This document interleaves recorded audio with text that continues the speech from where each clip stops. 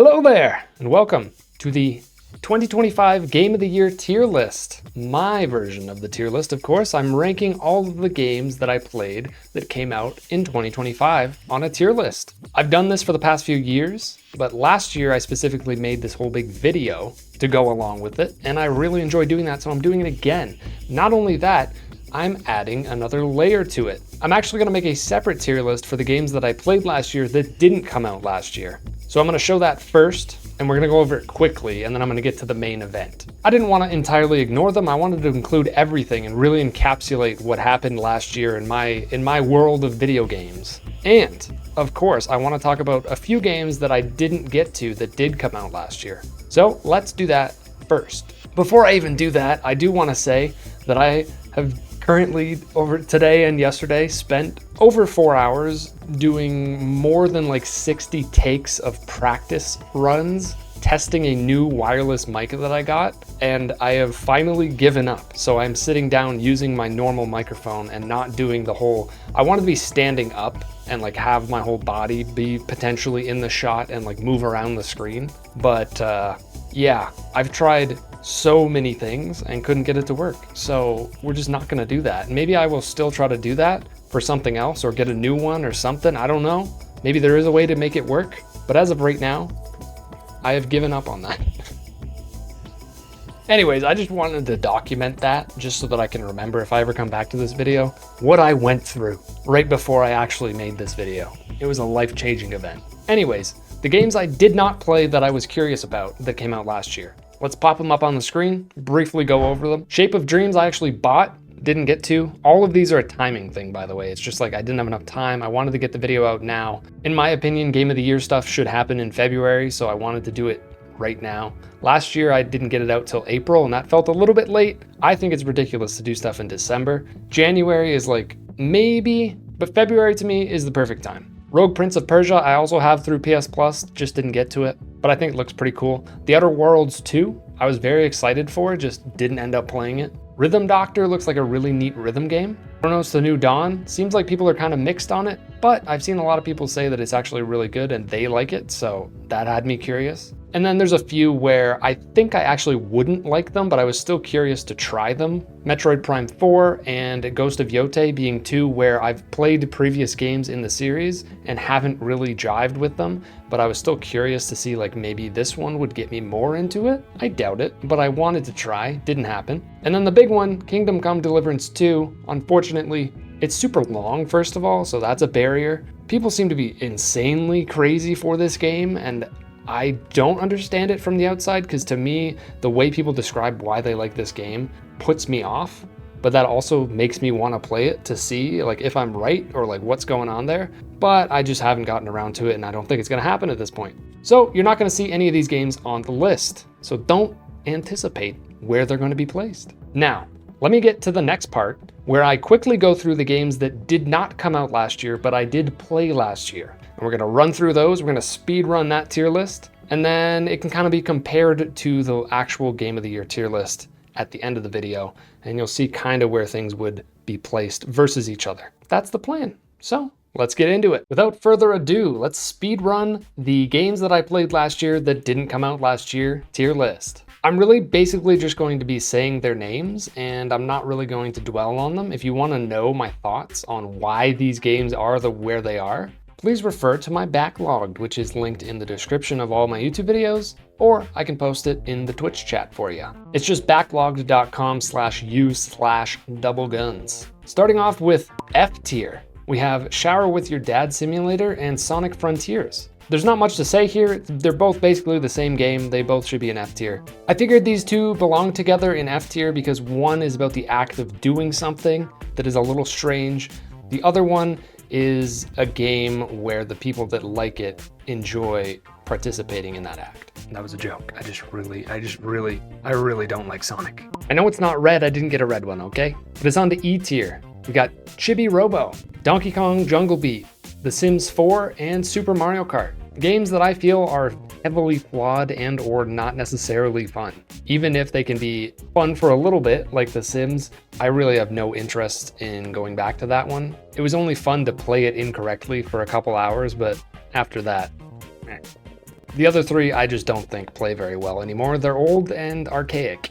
D tier, Mario Kart 64. It's still alright, but it doesn't compare to the rest of the Mario Karts. It has only gotten better over time, for the most part. By the way, the reason you're gonna see this list is very full of 3D Mario games and Mario Kart games because I did marathons of both of those leading up to the release of Mario Kart World, and then when Mario Galaxy 1 and 2 were re-released on the Switch/Switch 2, I was replaying all those 3D Mario games as well. So that's why there's a whole bunch of Mario games that I played last year, which is unusual. By the time we get to C tier here, you're gonna see a group of games that for the most part, I can chalk up a lot of it as not for me, but there's a decent step up in actual quality here. That's not to say that I don't think that there are plenty of legitimate issues with these games. I think it's a mix of both being not for me necessarily, but also there's flaws. And now we get to B tier. It's gonna get a little spicy. Like I said, I'm not elaborating. If you wanna see my takes on all the 3D Mario games, I did post a separate video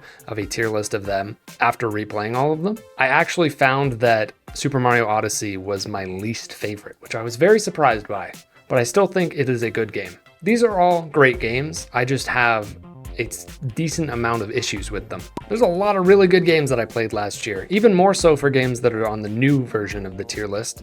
But here, A tier is still packed. Honestly, I was feeling a little bit generous with Super Mario Galaxy. I kind of think that it's high B tier, but I wanted to move it up because it felt wrong being next to the Quarry, but at the same time, I don't think it's as good as the rest of the games on the rest of A tier here. This one's full of Mario Kart and 3D Mario games because those games just in general are pretty great. You'll notice Battlefield 6 is on here. It technically should be on the other list because it did come out last year, but the reason it's here is because I didn't actually play the full release. I played a lot of the beta and I played Red Sec for a bit, and I think that it's really good.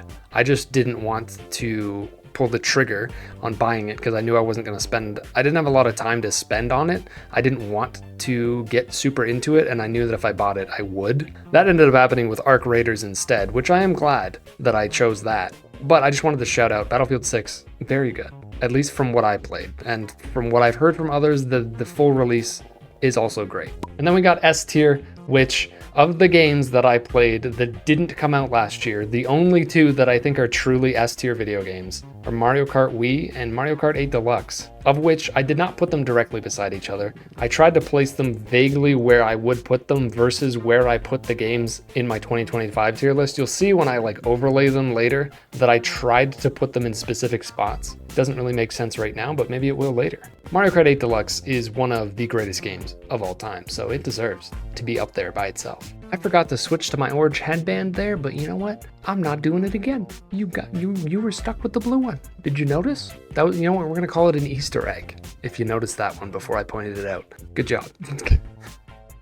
Now I say we move on to the main event, the 2025 Game of the Year tier list. And we're gonna start from the bottom. You will notice that I in fact did not include an E and an F tier. A couple of the games at the bottom, I put them in D. Maybe I should have put them in E, but it was cleaner this way. And it kind of just represented that even the games that I really didn't like as much as the rest of them are still kind of decent. And it was just such an incredible year for video games. Even better, I would say, than 2023, or at the very least, very comparable. And now we have two absolutely insane years, almost back to back. 2024 was also awesome. Not quite as good overall as 23 and 25. But you're gonna notice the tier list is very top heavy because there's just so many good games. So even games that are decently low on this tier list, listen, they're still kind of good. D tier. They're not that bad, but they got some flaws and they're kind of bare bones, I fear.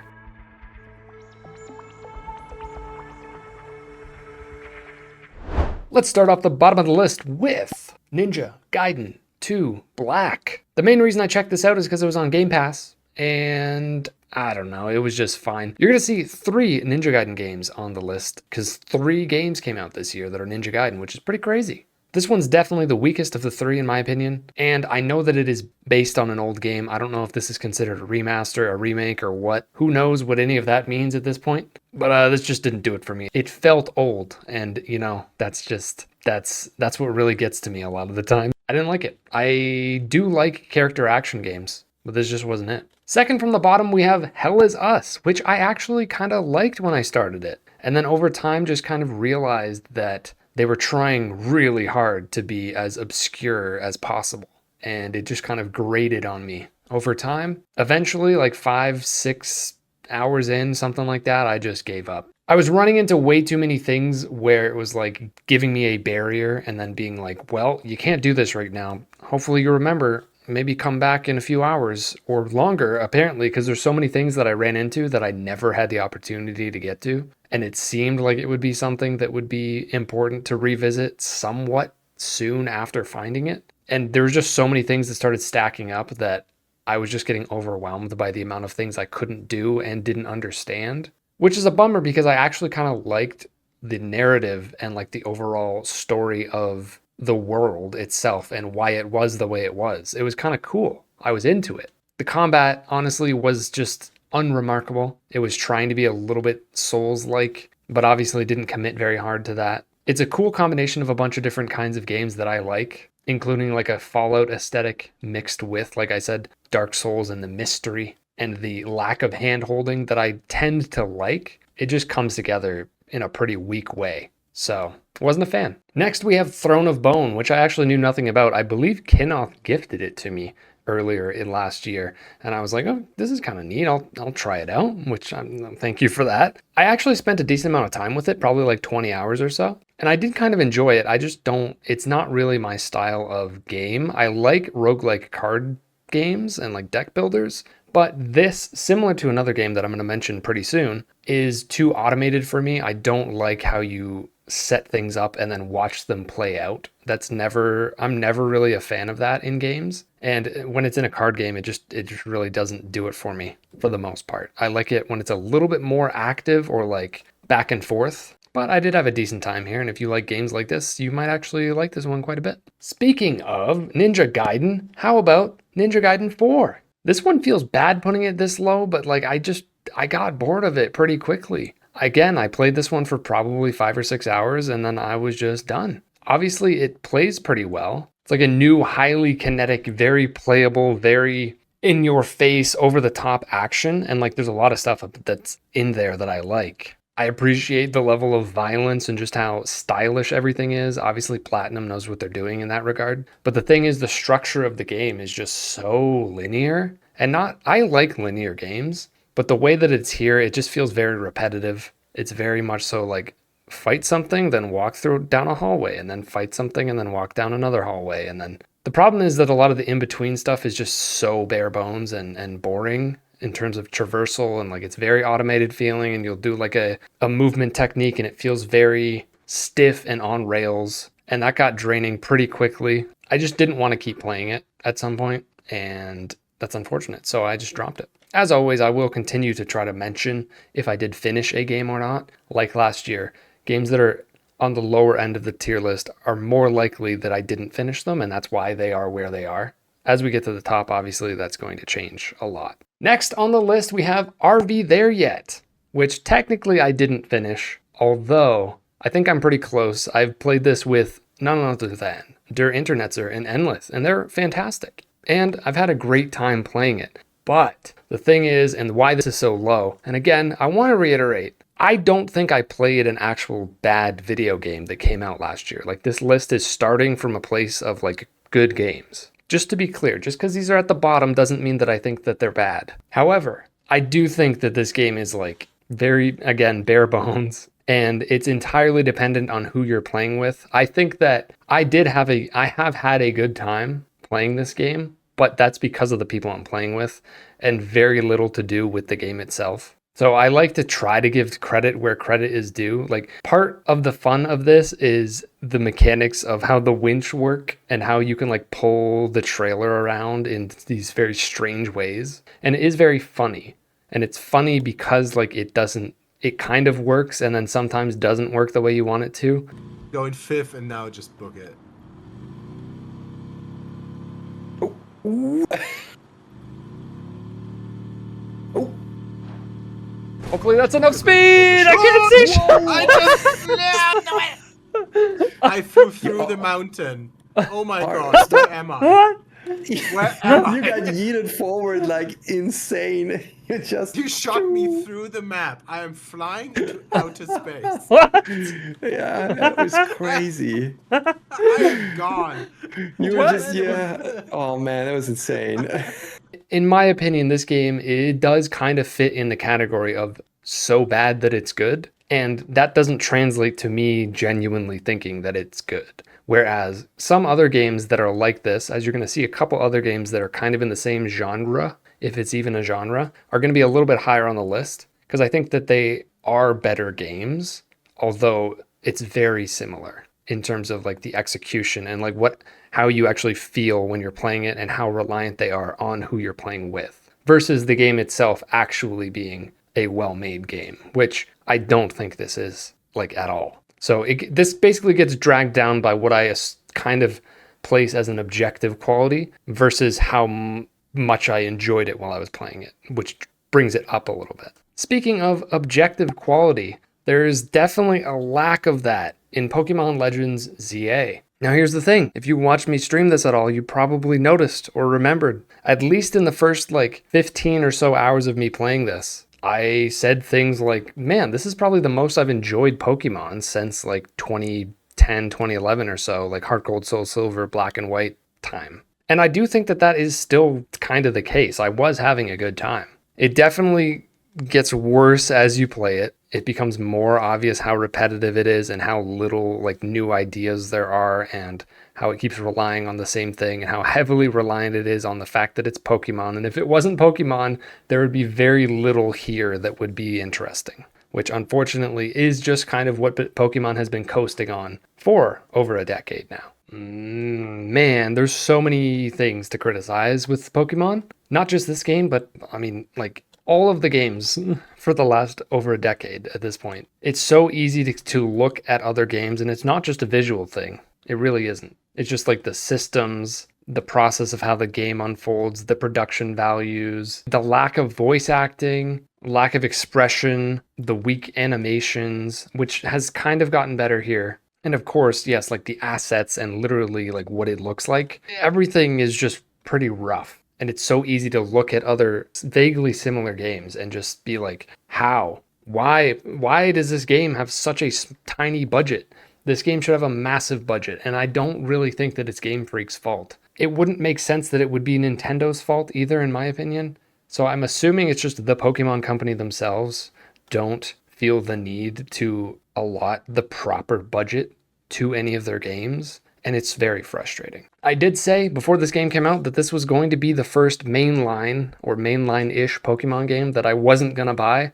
And then I got sucked into it as per usual because people seem to be really enjoying it. And there's a decent reason for that because there's a lot of cool elements here. I do like the new battle system. I like how active it is. I actually kind of like exploring the city in terms of your ability to climb things, get on the rooftops and like jump around and find stuff. That is cool. It's not very good, but I had fun with it. So again, it's like similarly, I had a decent time with this, which pulls it up the list a little bit, but like objectively, if I'm trying to be objective, which for reference, this list is me trying to weigh the objective quality I think of a game versus how much I like it, and then trying to like find the middle ground there and then put it on this list where I think it belongs. I do think that this game might be the worst game that I played this year. If not, it's RV there yet. But like, I did have a decent time. But that's also because it's Pokemon. I don't know, man. I just want Pokemon to be good. I really do. I really do. C tier. They're pretty good, but they're not exactly for me, dear.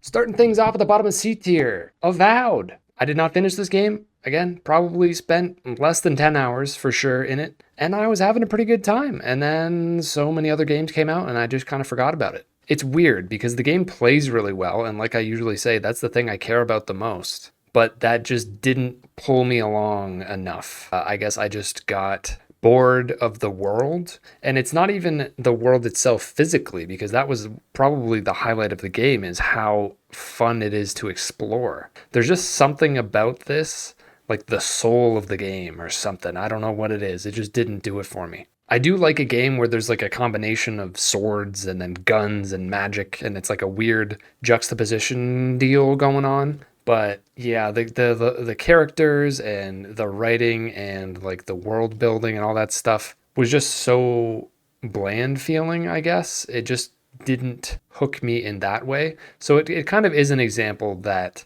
that stuff is important to me. It's just, even if I like how the game plays and I like moving around and shooting things and stabbing things or whatever, even with all of that, I can still get bored or uninterested in a game. So it's not always going to be the exact same reasoning from one game to the next. But there was quite a bit here that I liked. Honestly, if I wasn't into playing so many different games, I would have played this game more. It was mostly just like wanting to play other things that pulled me away. A little bit of an upset here, kind of, but not really. A little predictable. Monster Train 2. Monster Train 1, I played and kind of thought that it was fine. One of the weaker roguelike deck builders that I've played. I've always said that Monster Train sits firmly outside of the likes of obviously Slay the Spire, Cobalt Core, Balatro, Wild Frost, Shogun Showdown. These games stand above the rest, in my opinion, and Monster Train is just like in the middle somewhere. It's again, like I said with Throne of Bone, I don't like the style of set up and then execute and then watch the game play itself. There's something about that I just don't like when there's a decent amount of time where you're just sitting there watching and there's like an in-between phase of you actually engaging with the game. The systems themselves and actually playing a match, I do like it. I think that it is good. It just didn't really hook me in. I didn't play it for hours and hours and hours and hours. I did play it a decent amount, but eventually I just moved on because I still just don't like this format. Everything else about the game I do like though. Silent Hill F. Man, the last game I added to the list. I was pretty excited for this because I kind of hadn't intended on playing it, and then after watching and listening to a lot of people put it on their own Game of the Year lists and speaking pretty highly of it, I was like, you know what? Yeah, I probably should try it because I really actually liked Silent Hill 2 Remake, and which was kind of surprising to me. At first going into it, I knew that people were complaining about the combat, and I was like, all right, the combat's going to suck because it seems to be everybody's main complaint. And then I kind of liked it at first. And I was like, wait a minute, hold on, are people wrong about this? And then over time, it does start to drag. It starts to get very repetitive. You're fighting very similar enemies over and over again. You can basically just run around a lot of enemies. The fighting's kind of pointless. It feels like it's there as an obstacle, which like there's meaning to that and that kind of makes sense. But at the same time, it's just like, nah. And honestly, that isn't even my main complaint about the game. I don't know if I can pin down a complaint. I just overall didn't have very good of a time with this, especially compared to Silent Hill 2 Remake, which I think was pretty great. I like the visuals, I like the flowery motif, and like the messages that are being told through this game are like important, and I think that they do it fairly well. But at the same time, I just wasn't that invested. And the chore of playing the game, this game kind of just felt like a chore to play it. Not just the combat, but just like moving around generally, the linearity of it, the lack of actually interesting environments. Like it's very, very repetitive in how it just feels like you're going through very similar hallways over and over again. The puzzles weren't that interesting. A couple of them annoyed me based on what their solutions were. Some of them were decent and like made sense. But overall, I found myself just kind of bored and or annoyed or like felt like it was a chore for a lot of this game. But there's also things that I do like about it. So it sits fairly low on the list. Next up, Repo. Like I said earlier, are we there yet? Not exactly my type of game, and I said that there would be a few games like it that I think there's a couple better examples of doing a game like this.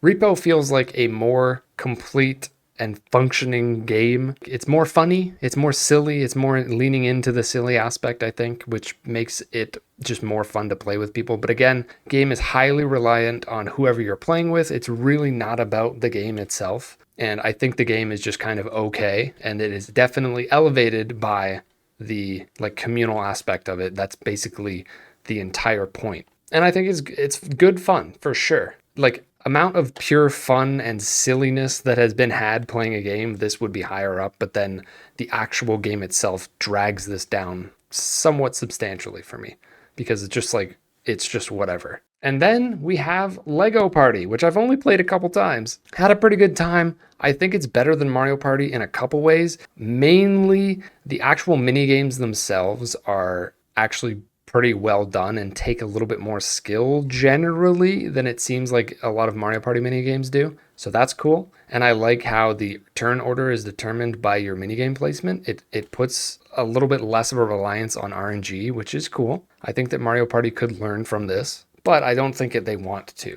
It is kind of the game's detriment because like by the end of a match, you don't have like the randomized stars, for instance. And it makes the end of the game feel kind of boring and eventless because you know who's going to win, not only right at the very end, but potentially significantly before the end, depending on how far of a lead somebody has, because you know that there's not going to be really a mix-up. There is like a chance thing, so technically that could happen, but it's much less likely for there to be like crazy upsets and silly things happening, which some people are going to say, well, that's just a net positive, and some people like me are going to be like, well, you might think that it would be a net positive, but then in practice, it actually kind of takes away from the experience. Part of the experience of Mario Party is getting pissed off, and I just think that's going to happen less in this game. And also, the Lego aesthetic, I'm not really a fan of. I've never really played other Lego games for that reason. Never really been into it. I had a lot of Lego as a kid and played with them a lot, but in terms of it being in other, like in forms of media, in games and movies and stuff, I don't really care at all. I don't like the way it looks. So that doesn't do it for me. It really just reminds me of how much I like Nintendo characters and miss them here and wish that I could play as Daisy or Luigi or Bowser or Donkey Kong, whatever. Instead, I'm just like these random costumes on this yellow guy. It's like, eh. So I think Lego Party mechanically has a lot good going on for it, but it being a Lego game, to me, is a major detriment. And the way that it focuses on caring more about skill, you would think would be a good thing, but maybe doesn't quite play out that way. Now we have Ninja Gaiden Ragebound, the third of all three of the Ninja Gaiden games from last year. Honestly, if you had me guess where I thought things would be before making this list or before playing these games, this is probably one of the biggest disparities. Like, I thought that I was going to really like this game because I do like 2D platformers and I really like the team that made this because they made the Blasphemous games. And I love Blasphemous 2 a lot. But this just didn't really work for me because it feels like, I mean, it probably, listen, I haven't played the old Ninja Gaiden games, and I'm assuming this is what they feel like. It seems like people have agreed that it is pretty accurate, which tells me that I probably wouldn't like them. What this feels like to me, the thing that I have the best comparison for is like Mega Man, which I do not like the way Mega Man plays at all. It's too stiff. You have very little movement. It's extremely like precise with where you're jumping and like you can't make any corrections. I don't like floaty at all when it comes to platformers, but like this is like the complete opposite of that. You feel like a brick, and I'm not really into that style of platformer. There's things here that I like. I like the bosses. I love the art style. The music is great. One of the mechanics of how you use different moves is pretty cool, but overall, not really a fan of the movement and like the pace of it. It seems like the game just wants you to just kind of blitz through and like not necessarily ignore enemies, but you can ignore a lot of enemies and just keep going through and just stabbing things quickly and just like hold forward basically. And I really don't like the pace at all. So honestly, Ninja Gaiden Ragebound, one of the disappointments of the year for me. Even though I still liked it, it's still good. Like I said, I thought it was going to be a lot higher for me. But I guess I didn't really know what I was getting into. If this is like older Ninja Gaiden games, I guess I should have known that I probably wouldn't like those, and then I probably wouldn't like this. B tier. They're good enough to be on top for some. I recommend them if you like the genre they're from.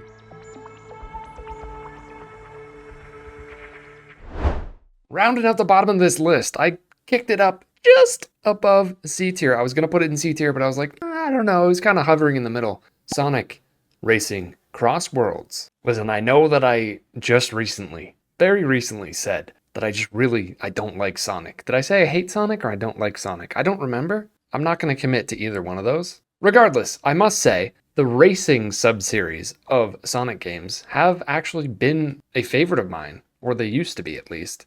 I really liked the first one, and I don't mean like first one, but the first one where he's in a car, Sonic and Sega All-Stars Racing back on the PS3, and then Transformed, the follow-up. Those two games were great. And then we had Team Sonic Racing, and it played horribly, and I don't know what they were thinking. I don't know why, but the series took a major nosedive there, and I was a little bit worried about this one. But I gotta say, it's definitely better than Team Sonic Racing. However, I still don't think they've hit the highs that they had with the first two. The first two felt like Mario Kart. And it just doesn't feel like Mario Kart anymore. It feels weirdly, and listen, I know this is a dumb way of explaining the feeling of a game, but it feels cheap. There's a weird lack of traction. There's a weird magnetic pull of like the camera to the center of the screen as you're driving, or the center of the track, I should say. It feels like you don't have full freedom to actually drive where you want to drive. There's something off about the way that it feels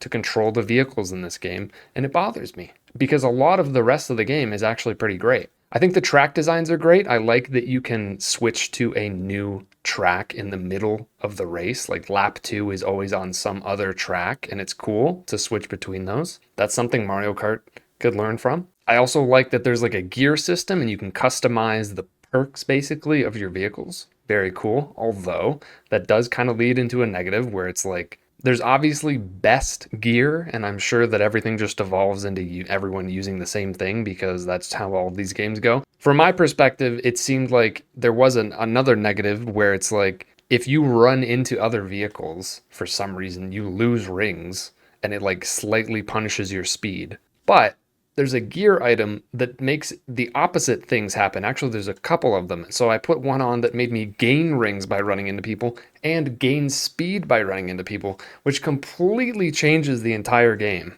But like that's buried in the gear menu, and that should just be how the game works. Maybe not gaining rings, but like it basically turns the game into a really awkward, impossible to avoid collision fest that just keeps slowing everybody down and turns it into what is essentially like in Mario Kart 8 Deluxe where you're in the anti-gravity zone and you hit each other and then you get the tiny little speed boost. It kind of turns it into that. So could you just imagine Mario Kart 8 if you're in those anti-gravity zones and every time you hit somebody, you like get a penalty to your speed and lose coins. That's Sonic Racing Crossworlds, unless you have this gear on. Doesn't make any sense. You can't just avoid other characters on the track. It's not possible. The game's way too fast. Anyways, that was a whole lot of negative, but the act of actually, like it is a fun, fast-paced racer, but also there's just too many things on the screen. It's so chaotic looking. It's very hard to pay attention to what's going on. So I was just kind of bouncing back and forth constantly between like really enjoying myself and then being like, but this game is kind of whack. Honestly, this just strikes me as an example of why maybe it is a good idea to copy the greats sometimes. When you have something like they did with the first two games where it's like, this is basically just Mario Kart, but it's Sonic and it's got a little bit of a spin on it. Get it? That's great. They were doing great. And then they, for some reason, were like, we need to make this more unique. And like, you know what? Maybe you don't. Maybe you don't. Copy away, Sonic. Copy away. Next up on the list, Donkey Kong Country Returns HD. I had a good time with this. This was actually the first time of me playing this game. I had already played Tropical Freeze when that came out on Wii U. But I never really played this on Wii because at this point of the Wii's life cycle, I was kind of just like, didn't care to play any Nintendo games at that point. So I kind of missed out on it. I've never been the biggest fan of Donkey Kong 2D platformers because I know that there's people that are like super obsessed and love Donkey Kong and consider them to be like the highest tier of platformer. I've never been quite on that level, but I have enjoyed them quite a bit, especially Tropical Freeze. Donkey Kong Country 2. Also very awesome, but I've never put it on the highest pedestal. And this game just kind of feels like it's on a similar wavelength. It plays well. Obviously, the music is awesome. It's got a nice challenge. It's a little bit harder than a 2D Mario game, which is great. So I do appreciate them a lot, but it's never quite the highest tier for me. And that's where this kind of sits. It's not as good as Tropical Freeze, though. Retro was a little bit better by the time they got that one out. Get your balls out. It's time for Ball Pit. What the hell? This game is so weird. I liked it, and then I was kind of annoyed by it, and then I liked it more, and then I was like, I don't want to play this anymore. Why are you making me build things? This is my least favorite part ever, like, don't make me do this, but also it's kind of fun to bounce my balls around in the things that I built. It's like weirdly addicting, but even when I'm addicted to it and like when I was into it, I didn't love it. I just liked it. It was not nearly as addicting as some other people claim to say that it is. It is cool how they experiment with a lot of the different characters that do very strange things and change up the game completely. That was very unexpected. But for the most part, this is just a good roguelike that doesn't quite hit the highs of a lot of the other great ones. But if you like mindlessly bouncing balls around while vaguely controlling your character,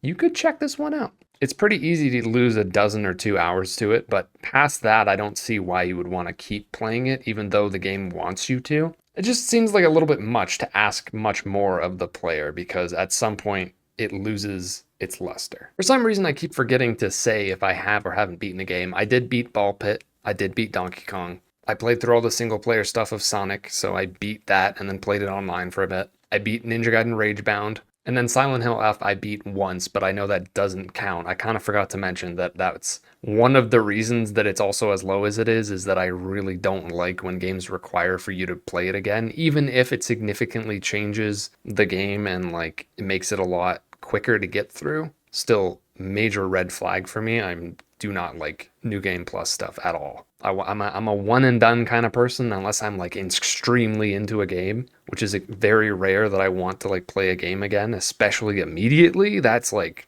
basically never, except sometimes with like a From Software game. Anyways, let's move on. Here comes the final of the 3 games that are like this. Peak. Peak's pretty good. It's pretty cool. It's fun. It's cute. It's funny. It's probably the best version of this genre of whatever this is. I'm not going to say the term that a lot of people like to call it because I don't like the term. So I'm not going to put it out there. Somebody's going to write it in chat. Good job. Thank you for writing it in chat. I'm not saying it. Although I have enjoyed this, again, it's the same thing where like the game itself is not amazing, but like playing it with people make it great. But compared to the other two, this game is, in my opinion, much better than especially RV There Yet, but even Repo. I think Peak is definitely the peak of this. What's interesting about this is that when it came out, I was kind of not interested. And then what actually pushed me over the edge to want to buy it was the fact that it is made by Aggro Crab, who are the team that made Another Crab's Treasure, which I liked a lot. I think it was in my top 10 or so of games last year. So they got this game out within like a year of putting that out, which is really cool. And obviously they saw that this was some sort of trend that was worth pursuing, and then they just went for it and made this, and it had huge success, which is cool. However, you know that does also give me a tiny bit of resentment towards this, because that means that they took a left turn away from what I think they said was going to be a follow-up to Another Crab's Treasure and made this instead. And now because of the success, like, I don't know, I haven't looked into it, but maybe this means they're just not going to go and do that anymore. I don't know. If so, a little bit of resentment. Kind of sucks, but can't really hold it against it. Anyways, it's a lot of fun. It's silly, but again, that's because of who you're playing with. Is it really the game that's doing it? A little bit. Obviously the voice chat and the hilarity of like hearing somebody's voice off in the distance disappear as they're falling off a cliff or getting sucked into a whirlwind or whatever. Like it is great. It is great. Uh-oh.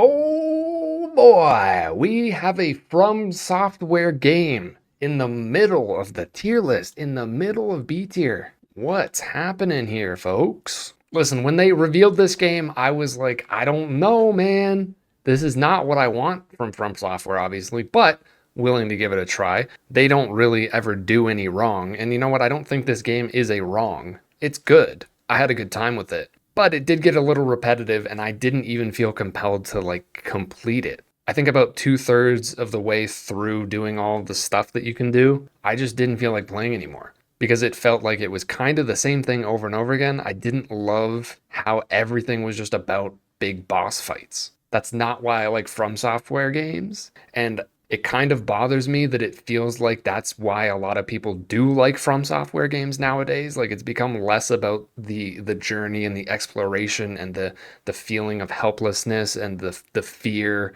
and the isolation and the creepy characters and just all of this stuff is what makes these games special to me. And some of that is kind of here, but for the most part, it's lost because it's been turned more into like an arcade version of that, which obviously this is trying to do that and it does succeed at that, but it's just not what I want from them. It's basically just a race to a giant bullet sponge. And by bullet sponge, I mean sword and magic sponge. And it just kind of didn't do it for me after a while, but had a great time playing it though, for probably about 20 hours. Eventually I was just like, I'm good. But I do like how the runs progress. It is cool. If anything, I like the lead up to the bosses. I just don't really care that it always ends in this long drawn out boss fight. That's kind of what does it, for like what ruins it for me. Like when you're actually exploring, like grabbing things quickly and like you're trying to escape things and you got to think about all these different things you got to do and you got to do them quickly. That is really cool. It's mostly just the fact that at the end of that,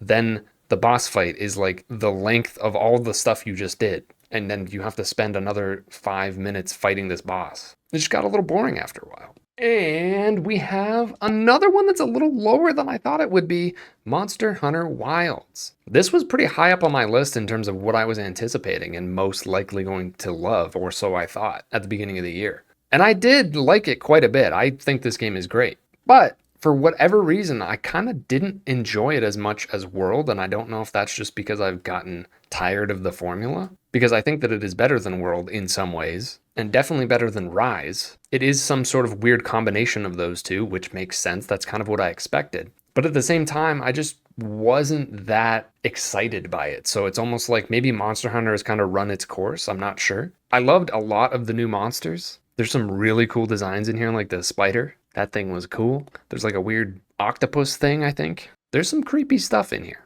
and it feels good to whack it.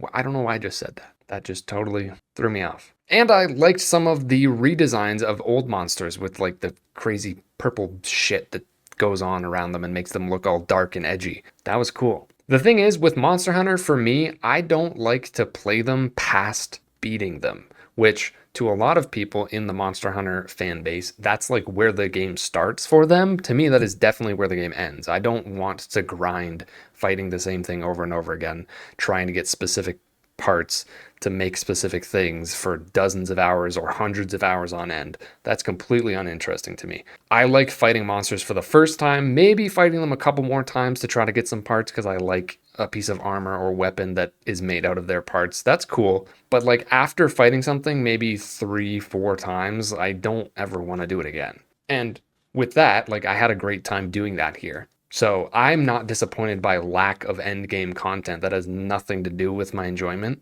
It was basically just I had a good time with this, but it kind of wasn't special to me anymore. Maybe because I only played the last two. It's not like I've been playing this series for decades like some people. I got into it with World, and maybe I just think that the novelty of this series has worn off a little bit for me. But it's still a great game. All right, let's make it 3 games in a row that I thought that I would like more than I do. Borderlands 4. Again, great game.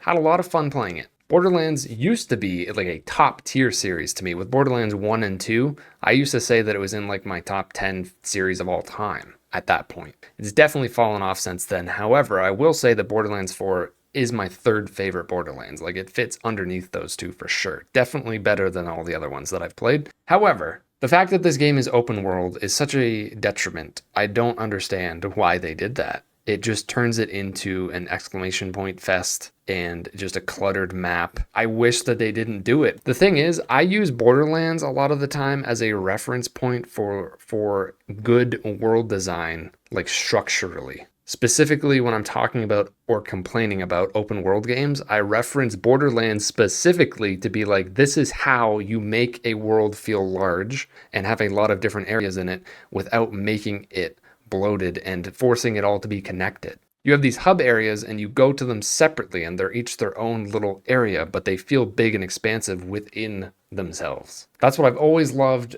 a lot about Borderlands. And that being missing here is rough because the game plays wonderfully. Like this plays better than any of the other Borderlands. It plays better than most first-person shooters. The weapons are great. The movement is great. The abilities are great. All of that gameplay wise is awesome, but you're just in a structure that I just don't love. And it's going like kind of in the Ubisoft direction. It's not 100% there, but it does feel that for some reason they decided to use Ubisoft's open world format and try to force it into Borderlands. Don't know why, but outside of that, it's pretty great. And now we have Haste. What a cool little game. This one was a surprise for me. Kind of came out of nowhere. As you know, I'm not a fan of Sonic. This is the third time I've said this.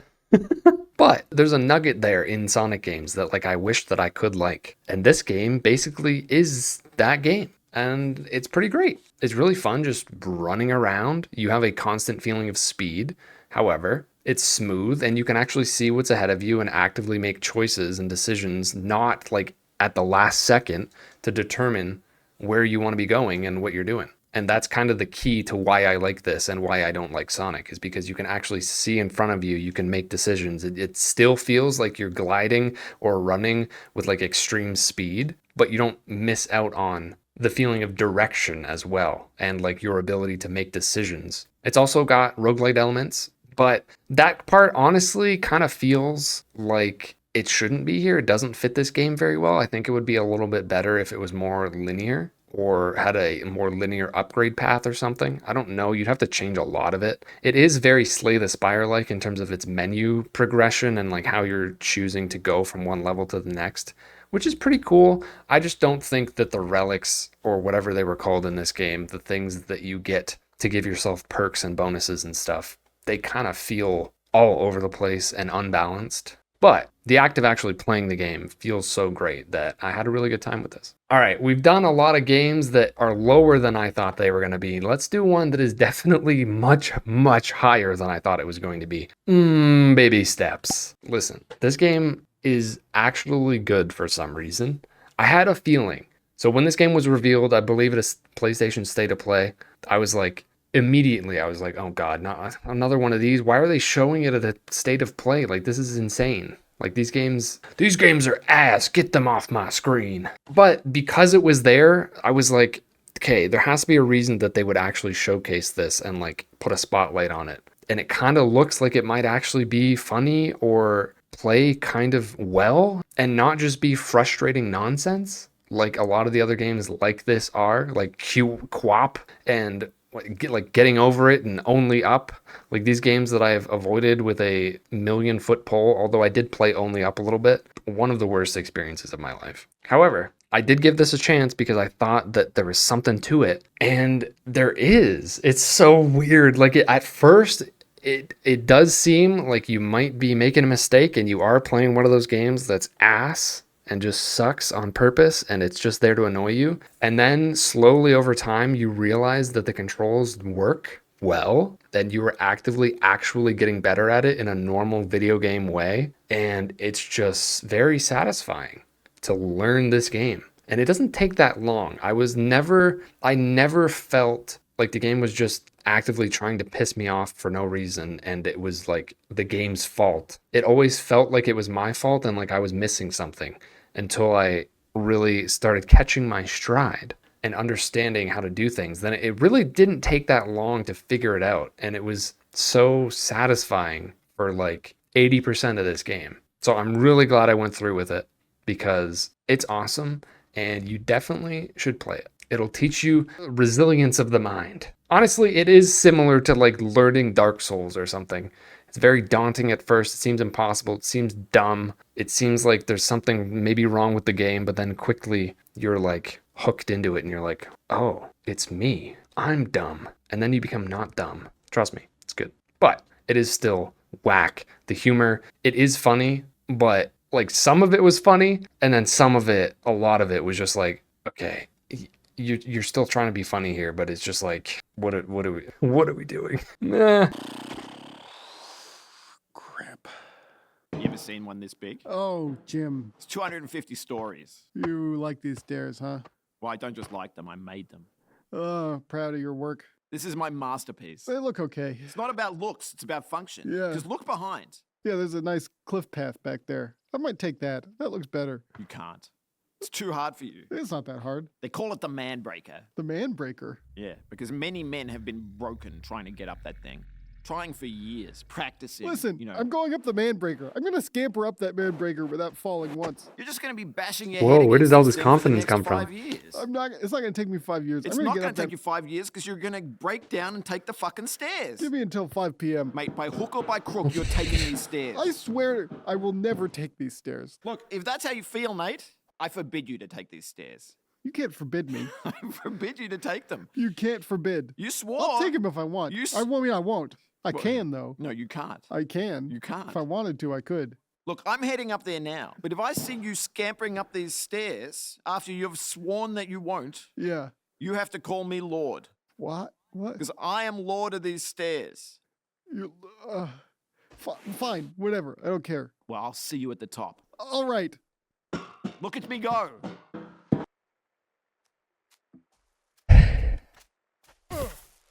It does almost push into the, like, that Rick and Morty direction, which puts, like, I cannot stand Rick and Morty, and, like, that's why I didn't like High on Life either. Like, I just cannot deal with that sense of humor, and it definitely is in that direction, and that is a put off for me. Some of it lands, but a lot of it is just like you're trying too hard to be cringe or something.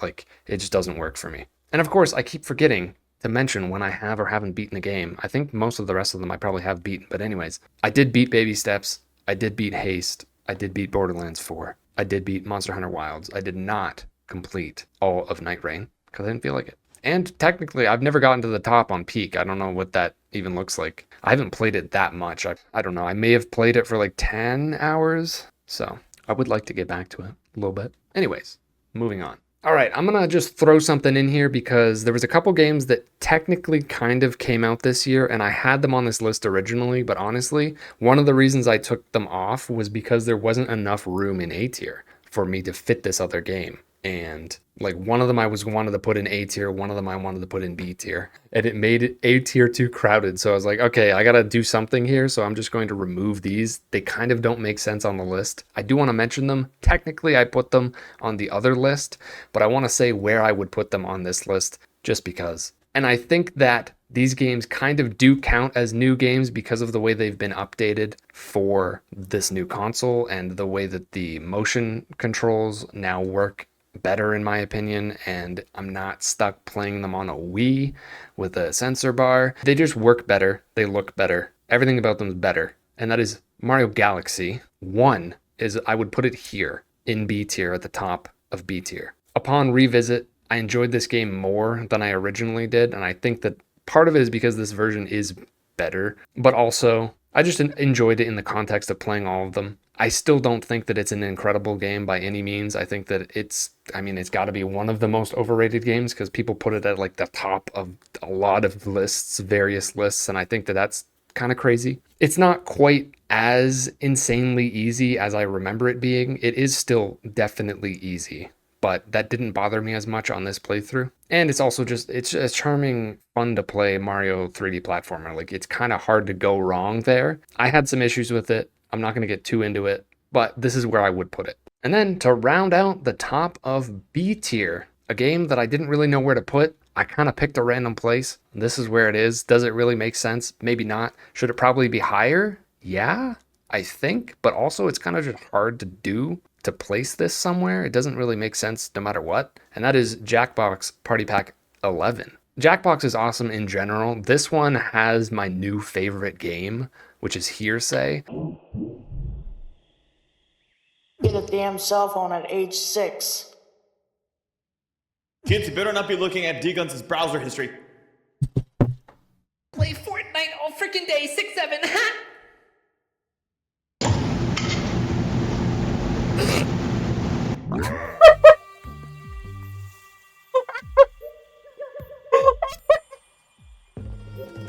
Play Fortnite all freaking day, 6-7, ha!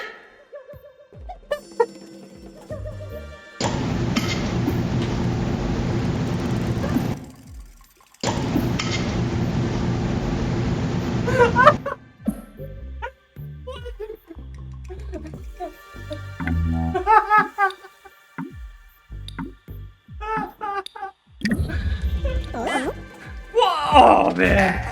Oh, next. I wanted next to win. Oh my god. Oh.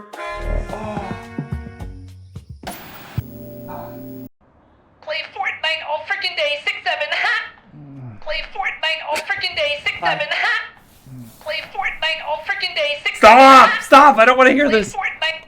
Oh my god, that's the worst thing I've ever recorded. Which is where you get prompts. It's kind of like Quiplash where you get prompts and then you have to write something funny or weird or silly and try to get people to vote for your answer, whether or not they think it's the best or the funniest or whatever. But you have to use your own voice to do it. And like, that's just such an amazing spin on that. And I love it. So Hearsay is incredible. Doominate is also good. I had a good time with that. Again, it's kind of a spin on Quiplash.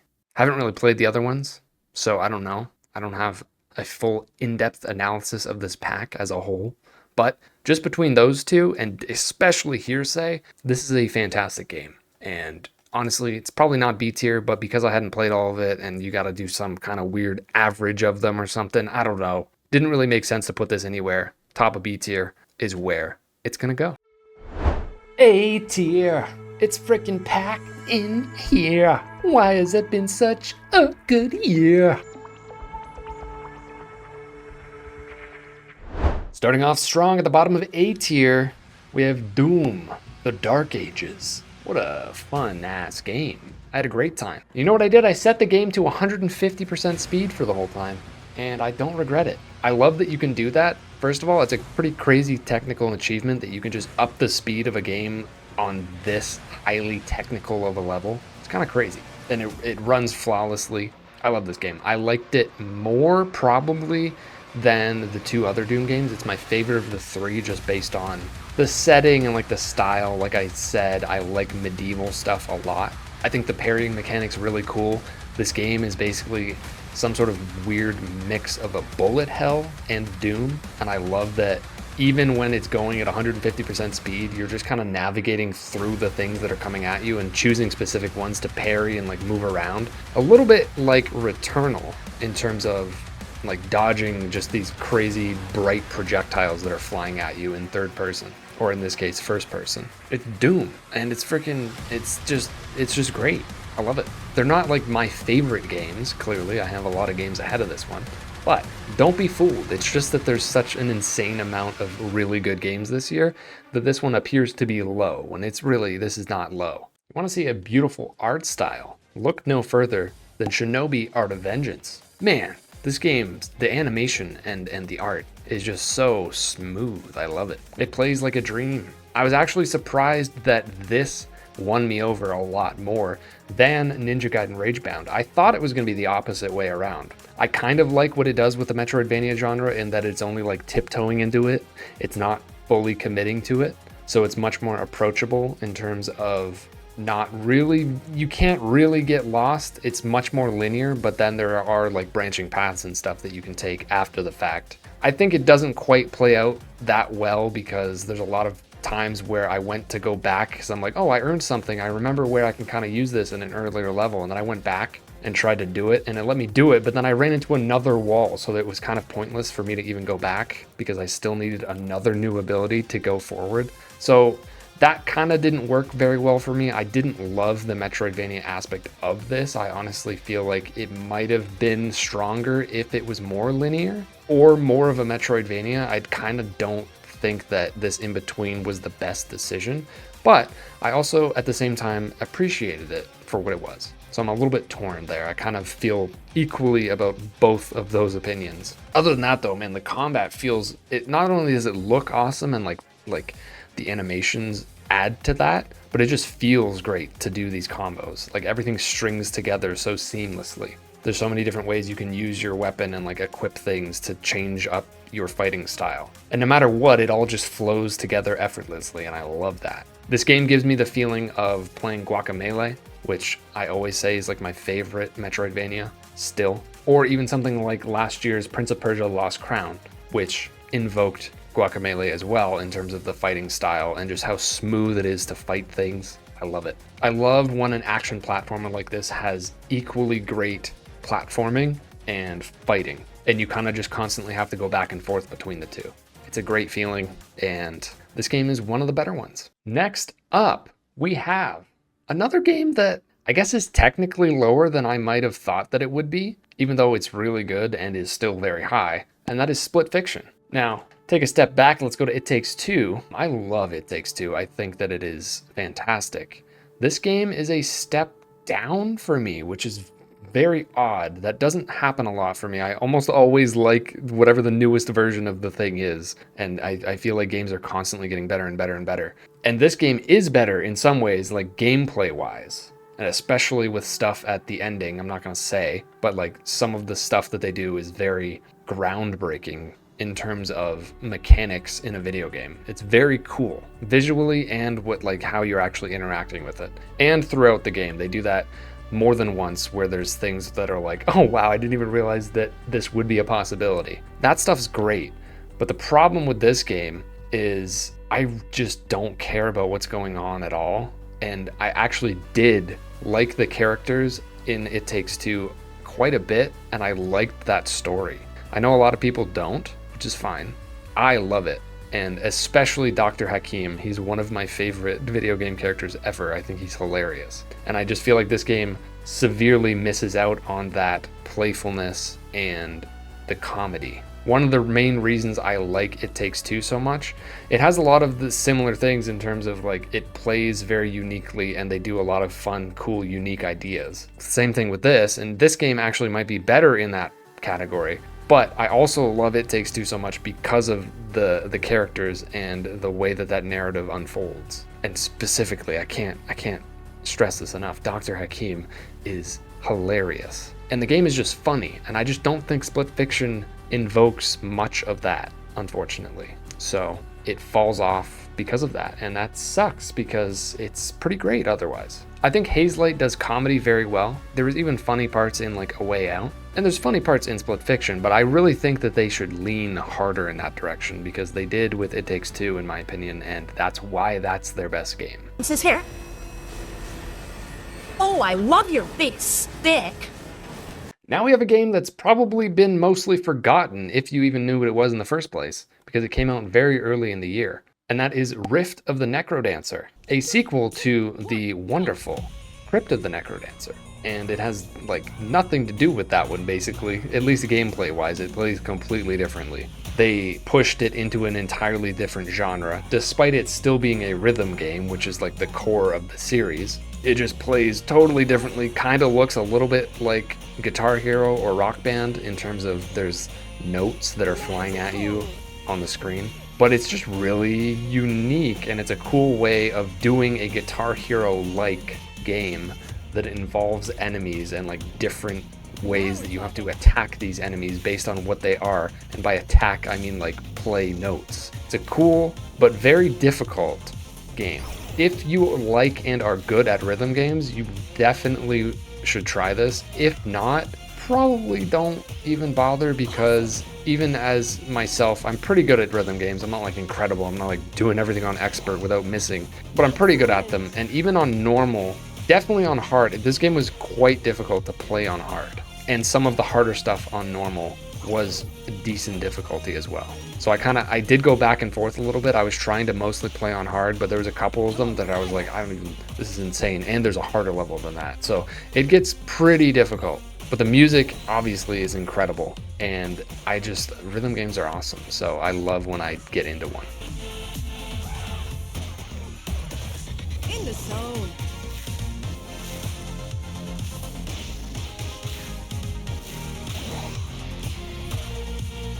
Amazing!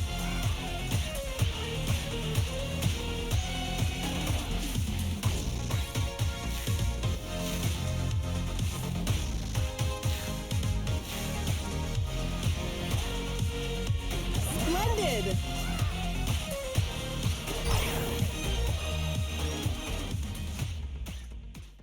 Here's another game that kind of came out of nowhere. Pipistrello and the Cursed Yo-Yo. Played this one recently. What a cool little game. Now here's the thing. I take one glance at this and I'm immediately like, it's probably not for me, because it looks like, and is in a lot of ways, top-down Zelda, which I don't like. I only really like 3D Zelda. Love 3D Zelda games. But the ones where it's got the isometric top-down view generally have not been a fan. So taking one look at this, I'm like, But then after watching some of the footage and realizing how particular it is with like angles, and you have to throw your yo-yo at like specific angles, and there's lots of weird platforming challenges, but it's platforming and it's a puzzler at the same time. So I was like, okay, I'll try it. And it's really awesome. And the reason why, for the most part, is because of the puzzles. The puzzles are so smart, but also just make me feel smart. Like, they're fun to reverse engineer. I like them because they're basically all stemming from what is essentially like those Pokemon ice puzzles, you know, where you gotta like, you see a big patch of ice and you gotta kind of reverse engineer how to get to the exit and like trace backwards, and then you're like, okay, I get it. That's kind of this entire game, but using a yo-yo, throwing yourself, jumping in the air, flying through, crossing gaps. It's just got a bunch of crazy stuff. It's all to do with like movement and timing and precision and the execution of a plan in reverse. And I think that never got old. And you just keep getting more and more abilities that make it even more complicated, but it never got overwhelming. Also, all of these things double as things you do while fighting, and there's also different abilities and stuff that you can do. And there's a really cool way that you have to like buy upgrades by paying off a debt. You don't actually have to have the money before buying the upgrade. You buy the upgrade by going into debt and then slowly pay it off, and then you can move on to a new one. It's a very cool system. There's also elements where you can like swap in and out perks, like badges, kind of like Paper Mario. There's a lot here. And you know what? The narrative was kind of cool too. I liked the character of Pipistrello. He was cool. And he had a cool little adventure. It was kind of awesome. Definitely play this if you're into anything remotely like this game. For reference, because for some reason I keep forgetting, I have beat all of the rest of the games here on A tier up till this point. Why did I think to mention that? Because technically, I did not beat this next game, and it is this high up, and I feel like it's pretty great, but I have some issues with it. And that would be Hollow Knight Silksong. So I completed this by getting to the end of Act 2, and I pretty much did everything I could possibly do leading up to that point. However, I know that it goes on past that, and there is an Act 3. But by the time I got to the end of Act 2, I really had run out of desire to continue playing. I think this game is amazing in a lot of ways. A lot of the things that I said about Shinobi apply here. It looks beautiful, it runs beautifully, the animation is awesome, the music is awesome. It's got a great sense of dread in the world. It makes you just sad. And I do like when a game can make you feel sad. Obviously, that's invoking heavy elements from Dark Souls, which this game is clearly, obviously very inspired by, and at least for the first Hollow Knight. That was also obvious there as well. I have never been a mega fan of Hollow Knight, despite loving Metroidvanias and absolutely adoring From Software and Dark Souls, which Hollow Knight is the child of course. I always liked it, did not put it on the highest pedestal though, like a lot of people do. And this one, kind of no different. I definitely like it more than the first Hollow Knight though. And I think that it does a lot of things very well. However, this is very hard for me to talk about. I really don't want to get stuck here for like 20 minutes talking about this, so I'll do my best not to. Basically, this game feels like Dark Souls 1. And that's going to be very confusing for people to hear, because I often say that Dark Souls 1 is probably my favorite game of all time. Not necessarily do I consider it the best game of all time, but maybe my favorite. But also, it came out in 2011, and since then, there have been many games that have improved on the formula in a lot of ways, streamlined some things, and reduced unnecessary tension. And I think that over time, From Software, perfect example of this, has realized that running back to bosses and doing repetitive shit, not just the boss run back, but just repetitive shit in general, is not great. It's not the best use of time or resource within a game. Like you'll see when playing Elden Ring, they just put you right back before the boss. You don't have to make your way back there. Just as a little example of where we've come in the industry. And I think that Silksong is stubbornly in the past in regards to that. I really do not think that the runbacks, and again, it's not just boss runbacks, it's just the general traversal and repetitive backtracking. I just don't think they do it very well. And again, I know people are going to be like, that's Metroidvanias. Listen, I know it's just a feeling that I get when playing certain Metroidvanias or certain Souls-likes, whatever you want to call them, where it just doesn't work for me. The frustration or the annoyance. It's not even frustration. It's not that it's too hard to do. It's that I frequently became actively annoyed when playing this game. And I'm just done. I don't feel like feeling that anymore. And it's not the good kind of annoyed, because there's a good kind of annoyed where it's like, oh man, I want to do this. I don't even think that it's too difficult. I disagree with that. I know that people have said that. I don't think so. I had a good time. I think that there was a good balance of difficulty. It's the annoyance. It's the waste of time that I kept feeling. Like this game just wanted to actively, for no reason, waste my time over and over again. And it got to me. By the point that I was at the end of Act 2, I was like, I don't want to have my time wasted anymore. It just feels like that's what's happening in between all of these great parts. And I just didn't want to play it anymore. But like I said, it is way up there in terms of a lot of different individual aspects. And I had a great time for like 90% of playing this. But it's just like the repetitive, pointless beatdown when you're already down that just felt draining in a way that it doesn't usually or shouldn't in games like this. It's a very hard, like abstract, weird feeling to try to explain, and I'm probably not doing a very good job. Some people are going to be like, yeah, I understand. Some people are going to be like, no, that's the point. And like, the thing is, I agree that a lot of the time it is the point in games like this because, like I said, huge fan of From Software and Metroidvanias. So like, I understand the enjoyment of most of what I'm saying here applies to a lot of other games that I do love, including this one. I just think that it oversteps pointlessly often, and that really broke me. Again, not due to difficulty, because I don't think that the game was too difficult. It was just annoying and wasting my time. So I moved on, but had a great time. I just knew if I kept playing it, my opinion was going to lessen. So I didn't want to do that. I was just done. I do want to clarify that I really do love the way that this game plays. It feels awesome.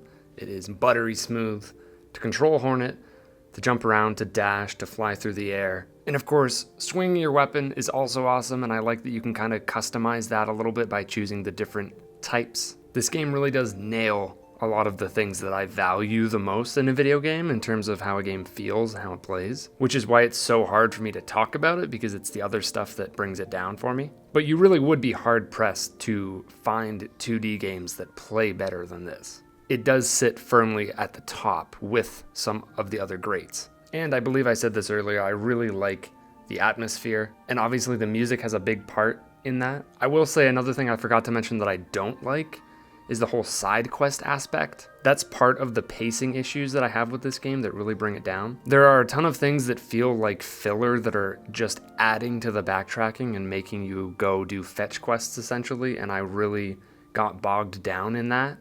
But if you don't do them, you're not getting all of the upgrades and stuff or the currency that you need to make upgrades happen. So you kind of have to do them unless you're trying to intentionally challenge yourself on top of what is already a pretty substantial challenge. And that's where it starts to feel a little bloated and repetitive in terms of you traversing the same environments just for those reasons. I was really trying to end this on a positive note. So, man, the boss fights, they're pretty freaking awesome. I had a wonderful time fighting just about all of them, and even some of the rooms where it just like keeps throwing waves of enemies at you. I love those too. When the pace is up and you're constantly discovering new things, moving forward, fighting new enemies, or defending yourself against oncoming waves of just ridiculous enemies, all of that is just incredible. I love it.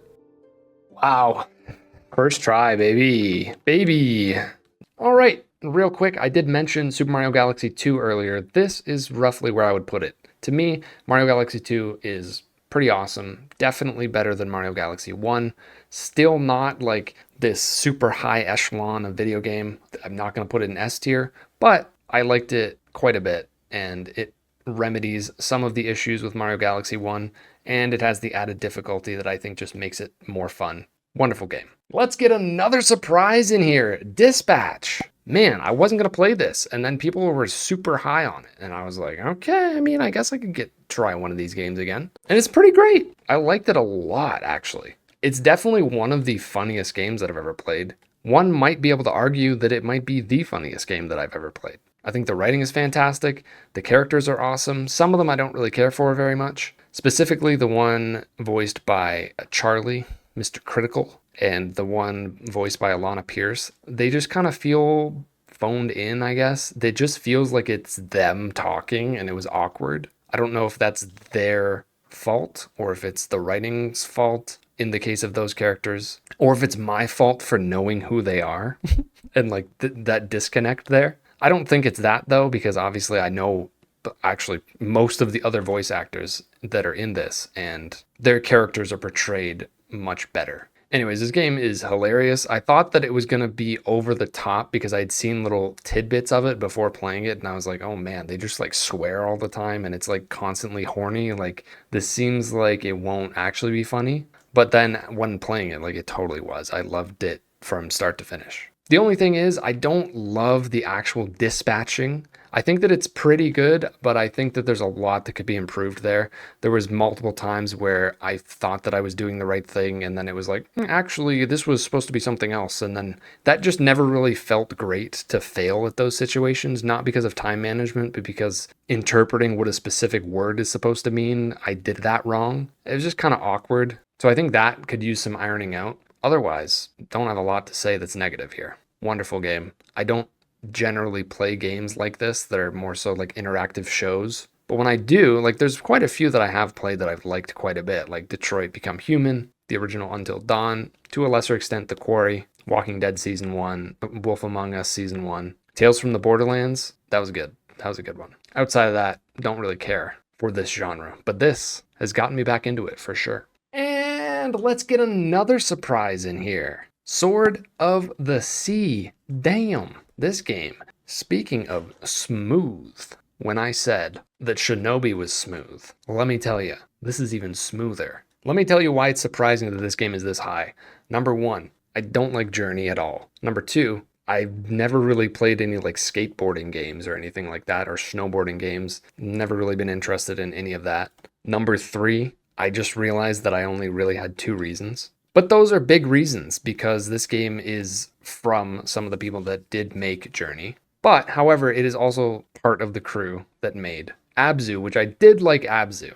So the thing is, this kind of combines both of those games in a way that makes me love it more than both of those games, even Abzu. I think that the journey through this game is just so seamless and feels so great. And it's just like this awesome audio-visual experience. You're just constantly seeing super pretty things off in the distance or right under your feet, and there's animals everywhere and everything's so mystical but also like vaguely reminiscent of like obviously real nature. It's just this crazy mixture of things, and then you turn into certain animals at certain points and it's pretty awesome. It's super short.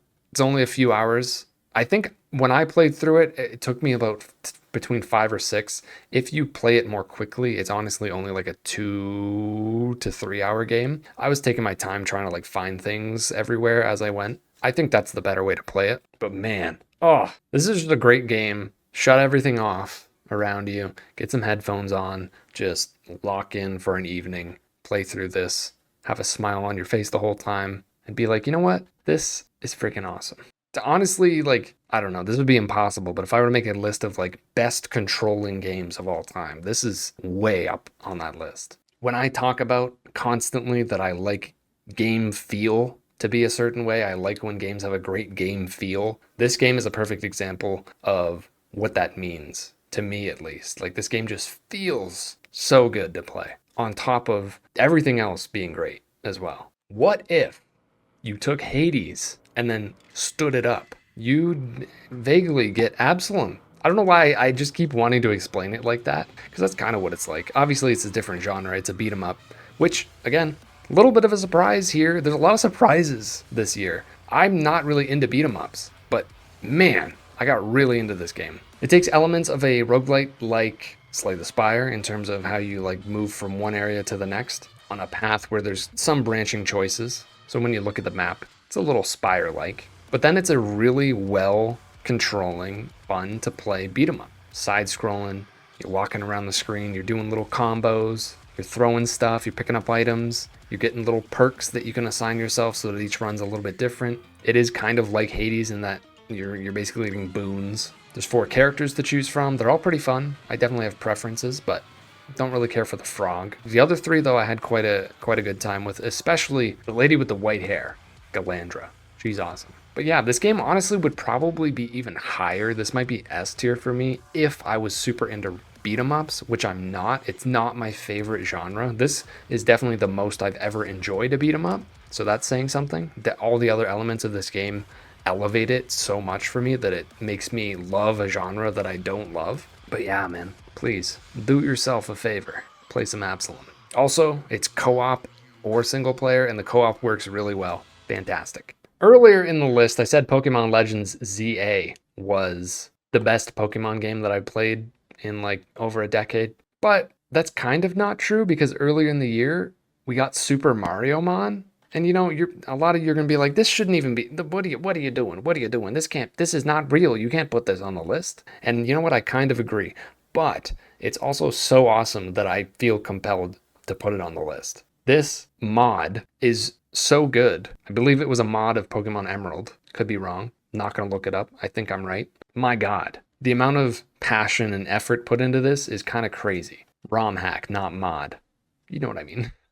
It's just a full Pokemon experience that is also like a full Mario RPG experience. It's such an insane mashup that seems like it would be impossible to actually accomplish. Yet, this is basically the best Pokemon game in 16 years and also the best Mario RPG in basically the same amount of time, honestly. Actually, now that I think about it, it would probably be since Bowser's Inside Story and Heart Gold and Soul Silver, which came out like the same year or 1 year apart, 15, 16 years ago. So it's a crazy accomplishment, and I had a wonderful time going through it using Mario characters to play a Pokemon game. It was always awesome to like guess what types the Pokemon would be based on how they act in Mario. Most of the time getting it right, sometimes being like, what? That's crazy. And just like seeing how things would evolve to how they would chain different of the Mario enemies together. It's just so cool, man. Respect. Never have I respected a ROM hack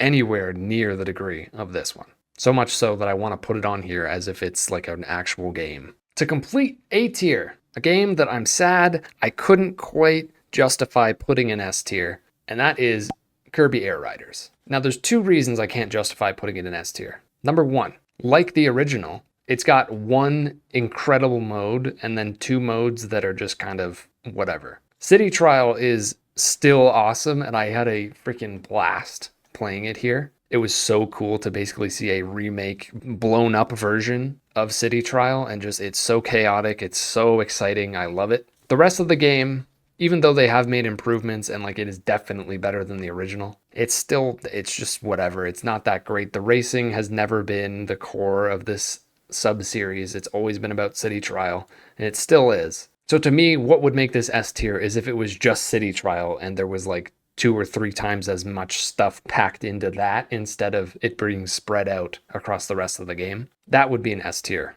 Kirby Air Ride game. The other thing is that I didn't have enough people like that wanted to also play it. I'm sure I could have looked for a bunch of other people, but the thing is, just like the original, it didn't sell super well. It sold fine. I wanted it to be a game that I could continuously stream over time, and it just seemed like there was a couple people I know that did get it, but not enough to make it some sort of regular thing. And I feel like it's best when you have like a full lobby, especially, and I never really got to experience that with people that I know. Outside of that, though, I mean, this game is like a dream come true that it even exists. It's crazy because I've always loved Kirby Air Ride City Trial and thought that it was just going to be this thing of the past. The fact that Sakurai and the team made this game is so awesome. And I just love that this was able to exist. Big shout out to Kirby Air Riders. You're an S tier in my heart, but for the sanctity of the tier list, I can't put it there.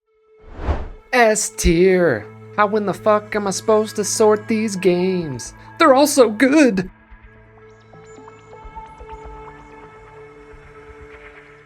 Let's start off spicy. This whole list is going to be spicy, in S tier at least. Everyone's going to be all freaked out, no matter what order I put these in. Let's go with some DLC to start things off here. Lies of P Overture. Oh, that doesn't count, it's DLC. I don't care. It's fantastic, and it's very substantial, and it's going on my list. It's a follow-up to what I already gave an S tier back in 2023, Lies of P, aka the best From Software game not made by From Software. This still remains true. If anything, this is better than the main game in the first place. I actually replayed through Lies of P right before playing this, and I had a wonderful time, and the DLC is just so good. I love the weapons that they added. The bow is really cool. I like the animal theme for part of the DLC. There's some crazy looking monsters in here. And honestly, I like that they added a difficulty slider. Makes me rethink some things, because it felt great to be able to play this game without being punished as hard. I played it on the one slightly under whatever the default would have been. And you know what? It kind of was awesome because it made it so that I could play more aggressively without constantly being punished. Because one of my only downsides to Lies of P is how reliant it is on parrying and like blocking at perfect timing instead of letting you kind of play it in a more dodge oriented way, because that's how I like to play these games, is constant dodging and like zipping around. So slightly lowering the difficulty so that the dodging actually kind of works and I don't get wrecked for trying to play that way made me like the game even more. I didn't have to constantly parry everything. So that was pretty cool. I love this DLC. It's very good. Please, if you have not played Lies of P, if you like Souls-likes at all, you need to. And if you want to get into Souls-likes, this is a very high quality way to start, and you don't have to play it on the hard difficulty that they're all known for. You can lower it and then you can lower it again, and I highly recommend that you do if you want to get into them, but that's like scary to you. Do it. This next one feels kind of insane to me because this game is incredible, but that's just where we're at with video games, man. There's so many of them that are just like so good that next on the list is Death Stranding 2. I love this game and I don't really have anything negative to say about it. Kojima is wonderful. His games just make me smile and cry and laugh and cringe and shit my pants. Every emotion really that you can have while playing a video game, Kojima knows how to get it out of you. All from the same game. It's pretty crazy. I'm not going to get into details about like story details or anything, but there's just something about Death Stranding and Death Stranding 2. This is just a better version of Death Stranding 1 in like basically every way. And it's just like this weird new-ish genre of game that is very hard to compare to anything else. If you look at it, it looks boring. You just have to play it yourself or else you're not going to understand the joy and the weird passion you're going to have for building roads and driving on weird terrain and raiding these bases of these weird enemies. I could basically put the word weird before like everything when describing this game and it would be pretty accurate. It really does bother me when people dismiss this as a walking simulator and then say that that's a reason that they're not going to play it, because you're just really missing out. First of all, walking simulator is not necessarily a negative term in the first place. Like that's what this game is, partially. Like it's a delivery simulator, if you really want to boil it down to that.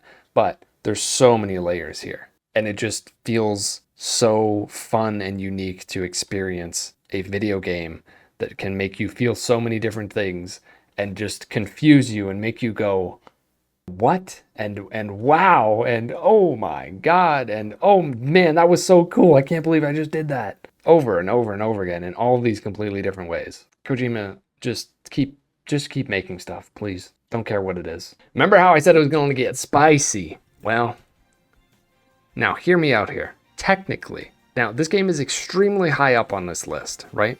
But it is also probably the biggest upset for me personally because it's not number one. You know what I mean? Leading into this, once I knew what this game was, I assumed easily this would be number one for the year. And it's not, which technically is an upset.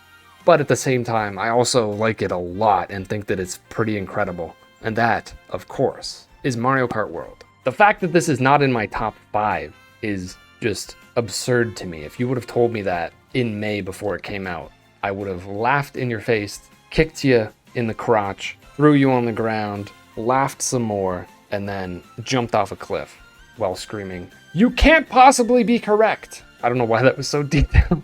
Anyways, here's the thing though. I love it a lot. I think that it's a new peak of Mario Kart in so many ways, but then there's just I have so many conflicting thoughts I made like a 35-minute video explaining my thoughts on this, so we're not going to do that right now. You can go check that out. My opinion hasn't changed very much since then. That was within the first week or two, maybe, of it coming out. It's a couple weeks, I don't remember. To boil it down, it feels like a sideways evolution of Mario Kart in some ways, in that it's taking the series in a different direction instead of directly forward like it always has been, where almost every Mario Kart game in succession has been better than the last one. Not always true, but for the most part, it's basically just been the same game but better, the same game but better, the same game but better. And this time it's like, it's not the same game and it is better, but it's also, because it's going in a different direction, parts of it are not as refined as Mario Kart 8 Deluxe. And that's going to split the fan base, reasonably so. I still have a great fondness for this, and I think that over time it will only get better, as we've seen with Mario Kart 8 Deluxe. And it's important to remember that Mario Kart 8 started in 2014 on the Wii U, and like, it was great. I loved it then, but it has gotten way better over time. And I assume that that will similarly happen with this. However, at the same time, there's just a core difference here where this game is not just a kart racer, it is a platformer. And that is a crazy thing for them to try to do, and they did pull it off. It's just that that's going to alienate some people, reasonably so. I love it, but it is not like pure 100% Mario Kart, and I understand why people wouldn't 100% love that. I have said my actual main issue here, other than the way that they've handled online in terms of trying to force people into the intermission tracks, and that's not been handled very well. That's an issue, but my actual core main issue with this game is that the skill gap is far too wide. It is too hard of a game. It is not casual friendly enough in a broad scope. It is casual friendly enough because because of the way that it works, it's weird. It's easier to do well than it is in other Mario Kart games at like a low to mid casual level. But once you start involving people that are actually pretty good, the skill gap just gets like insane, to the point where, way more than in past Mario Karts, you can't really have lobbies of people with a spread out skill and like vaguely still keep people together. This game, it's way more difficult to keep those people that are really good back because of the way that the shortcuts work and just how much of the tracks you can skip and stuff, and how it involves doing things that are not just racing, because you have to know how to literally platform around the level as if it's a freaking 3D Mario level. That's the actual core of the issue that I'm not actually sure if that will be resolved. It doesn't really make sense because that is the point of the game. So it kind of makes it so that you can't have this super broad range of different skill levels playing and still having fun together. I think there is a core issue there with that. We'll see how that evolves over time, but otherwise, the music in this game, I mean, this might be like the best soundtrack of all time. Even though it is mostly like repurposing older stuff, my God, it's so good at it. It runs beautifully. The animations are awesome. I love the character models. I love how colorful it is. It's so expressive. It almost just feels like, because this game is called Mario Kart, it's suffering for certain people because it's not just an evolution of Mario Kart as we usually get, because it's doing so many different things. I don't personally care about the whole single player open world thing being like bare bones, because I didn't really anticipate that being interesting in the first place. That's just whatever. I just want to race on tracks. I see why people are upset by that, but didn't really affect my enjoyment because I wasn't expecting anything from that. Maybe that would have made things a little bit different. Who knows? I don't know. Anyways, Mario Kart World is incredible, and I'm excited to see where it goes. Now, why don't we put another game that I almost didn't play on the list, and not only that, but extremely high up. That is Arc Raiders. Man, I was obsessed with this game for like 2 weeks straight. And it was not even directly at the launch, because I vowed that I wasn't going to get this game because I tried the test, the beta test, whatever it was, and didn't care for it. I got an extraction and I was like, okay, that was interesting. And then I played again and then I died before I could leave. And I was like, well, that was dumb. I don't like the inventory management, and I'm just annoyed because I lost my stuff. And then I was just like, I'm not gonna buy the game, which sucks because I loved the finals a lot. Embark, I thought, was going to be like one of my favorite studios. So then when I wasn't interested in this after trying it, it kind of sucked. And then it came out and everyone was obsessed with it. And then after a few weeks, like I caved and I was like, I gotta try this again. I must have been wrong. And I was definitely wrong. Holy crap. This game just gives me the feeling of Dark Souls, that sense like I was talking about earlier with Night Rain and what it lacked. This game gave that back to me. The way that I describe Arc Raiders, strangely, is that it feels like what Dark Souls felt like, in terms of you're kind of playing a single player game, but at the same time, you know that you can be invaded at any point, or you could summon people to help you at any point. But like, you're making those decisions in some ways in Dark Souls to force those situations. When in Arc Raiders, you're just perpetually in this state of the unknown, never knowing what can or might or won't happen to you at any moment from people that are around you. And when there isn't people around you, you feel like you're just playing a single player game. You're going out and you're collecting stuff, you're shooting at AI enemies that are really smart, and it's fun to try to avoid them or to fight them. But then there's just other people around doing the same thing, and you don't know what anybody wants to do. They don't know if they want to backstab you. You don't know if they want to actually help you. And I played this game similarly to how I played Dark Souls, in that I love helping people. It's just fun to like be summoned to people's world and help them accomplish tasks and do things cooperatively. Jolly cooperation. It's weird that this game invokes that so strongly for me, but it really did bring me back to that feeling. And I didn't even play this game at launch. I was playing it 3 to 4 weeks later, and it still gave me that feeling. And man, what a great couple weeks of playing this. It can't be overstated how good the enemy AI is. Like the way that it learns patterns and like understands where it is that you kind of want to go, and it'll follow you into buildings. You constantly feel this dread, this unease, no matter what you're doing. You know that something could go wrong at any second, and that something could be an AI enemy or a real person. You just always feel in danger, even when you're not.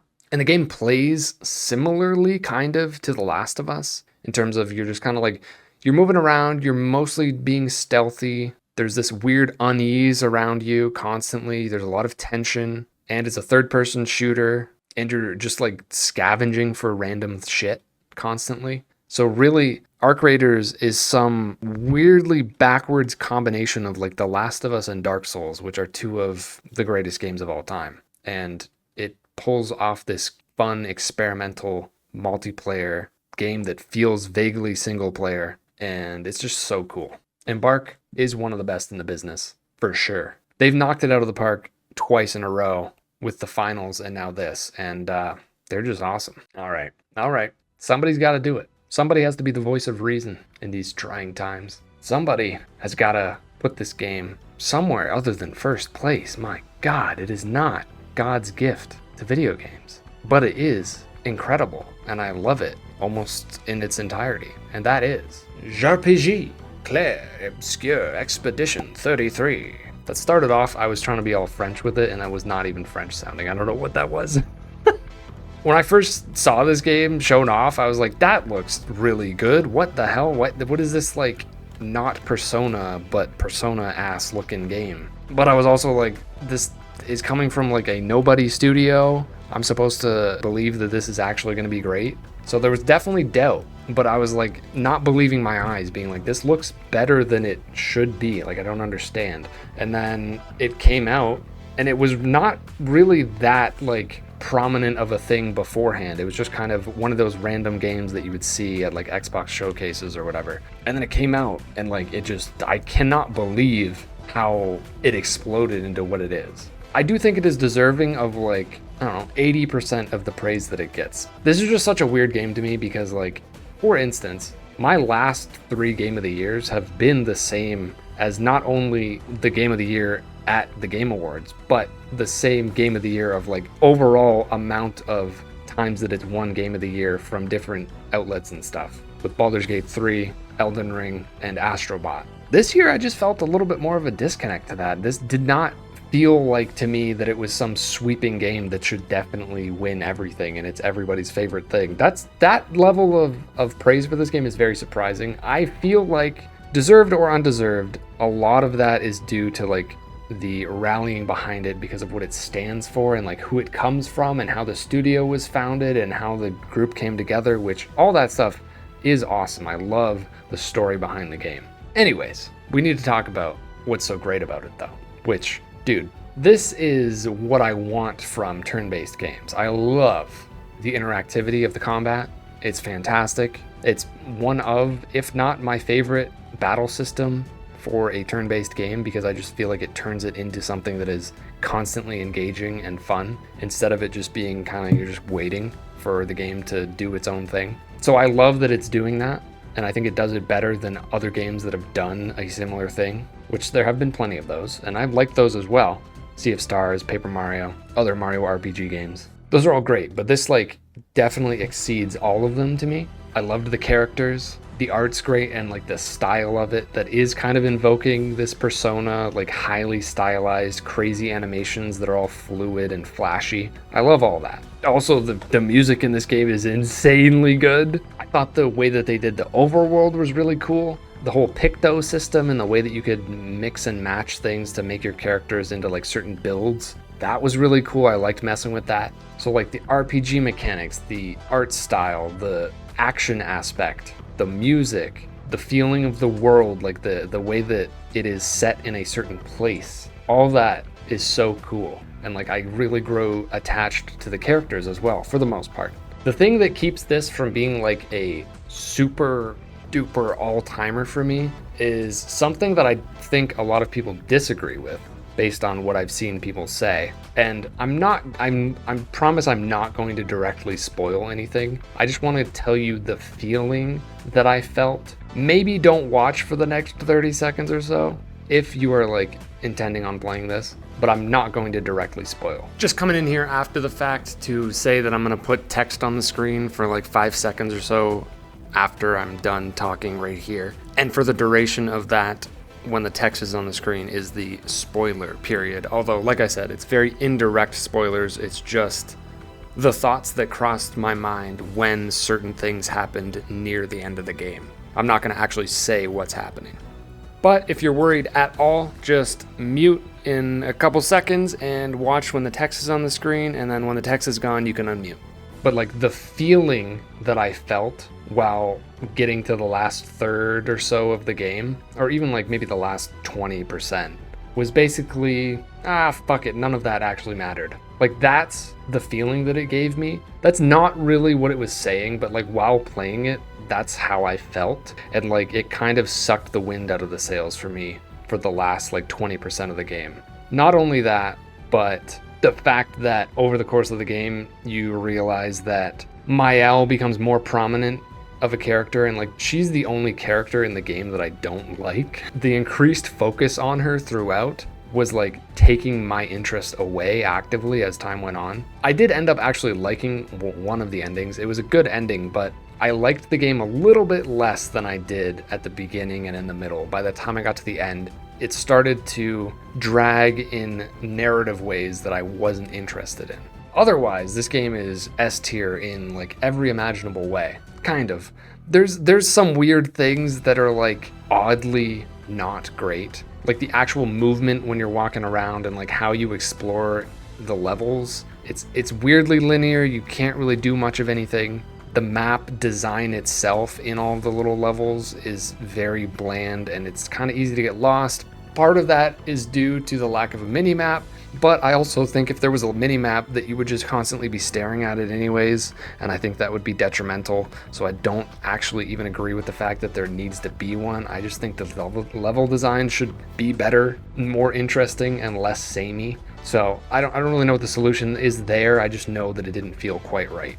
But yeah, Expedition 33, crazy surprise hit of the year, obviously. I am very happy for its success. I personally do not think that it is the best game this year. In fact, I put 3 things above it, which is kind of crazy because like this game is incredible. Just like the rest of the things here in S tier, this year is just wild. I don't know how many times I'm going to say this, but I can't believe that this game is where it is. I made this decision at the last second, actually. I was going to put it maybe 4th, 5th, 6th. I didn't know where to put it, but like when I really thought about it, there's a reason that the top 3 games are where they are. And number 3 is Sectori. This game sucked me in such a crazy way. It just made me want to beat it so badly because I could feel my own like desire to need to power through this thing. It was crazy. After beating it on the first difficulty, which took a few tries and it was so exciting to do, and then realizing to go to the middle difficulty, which is normal, which is definitely not normal. It's so hard to finally beat it on the middle difficulty, man, was such a thrill. It was so fun to slowly learn all these tiny little details just to be able to get through it. It controls perfectly. This is the best version of any kind of game like this that I've ever played. Of course, this is coming from one person who is from Housemarque, the team that has brought us the likes of Super Stardust, Dead Nation, Resogun, Nex Machina, Returnal, the kings of arcade shooters. And this guy just comes in and makes the best one out of nowhere, outside of Returnal. Returnal's a little different because it's a third-person shooter. I think I still like Returnal the most, but this is like right there. Man, it's so visually awesome. It's very simple, but it's just like stunning. The colors, the explosions, the rush that you get as you're trying to navigate these things, the constant close calls, the constant risk and reward that you're weighing. You have to be so risky to win at this game, because if you play anything safe, you're not powering through the enemies enough to get leveled up fast enough to be able to like survive. It's so good. Highly recommend anybody that likes any kind of games remotely like this to try this one out, though you may struggle even on the lowest difficulty. Depends on your involvement in other games like this, but man, I promise it is worth trying to beat. It's so great, and the music is just so, it's so entrancing, man. So I said that the top 3 games are in the top 3 for a reason, and that is I don't really have anything negative to say about them. And like I feel like in their own ways, they're kind of just perfect, at least for me. And that's the disconnect between the top 3 here and the rest of them. I can nitpick the rest of these S tiers, even though I think they're all incredible. I've got nothing negative to say about this game. This is a perfect arcade shooter.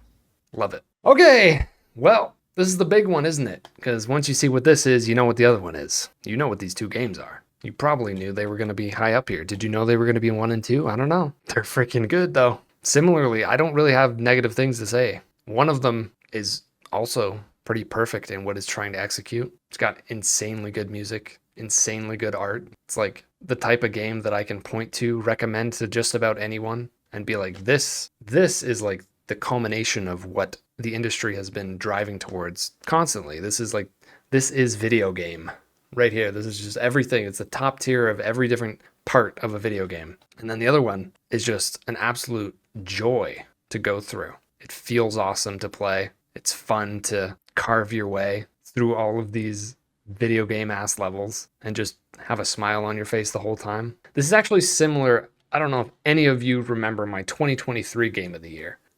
Yes, I'm stalling. Where my top 2, I was like going back and forth on it for a while and making a big deal, making a big stink about it. Where my top 2 for 2023 were Baldur's Gate 3 and Hi-Fi Rush. And I picked Baldur's Gate 3 overall. But basically what it was me being like, it's my brain wanting to pick Baldur's Gate 3 as like clearly the superior game.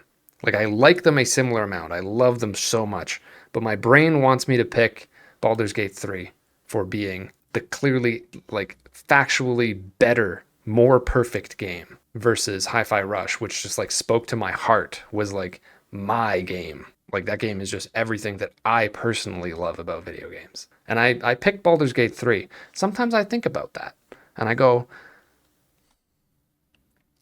should I have went the other way? I don't know. I think they're both equally great choices. It was an impossible choice, but it's a list and I put them in order, so I have to make a choice. And that's how I feel right now too with these top 2. And it's a similar thing. We have Hades 2 and we have Donkey Kong Bonanza, and it's a similar thing where like I think that in some factual way, Hades 2 is a more perfect video game. It's everything the first game did, but better. And Hades is already basically perfect as well. My brain is being like, you gotta put that at number 1. It's definitely technically better than Donkey Kong Bonanza. But I I'm saying, not this time. I gotta let my heart speak. My heart's gonna beat my brain this time. Number 2, Hades 2.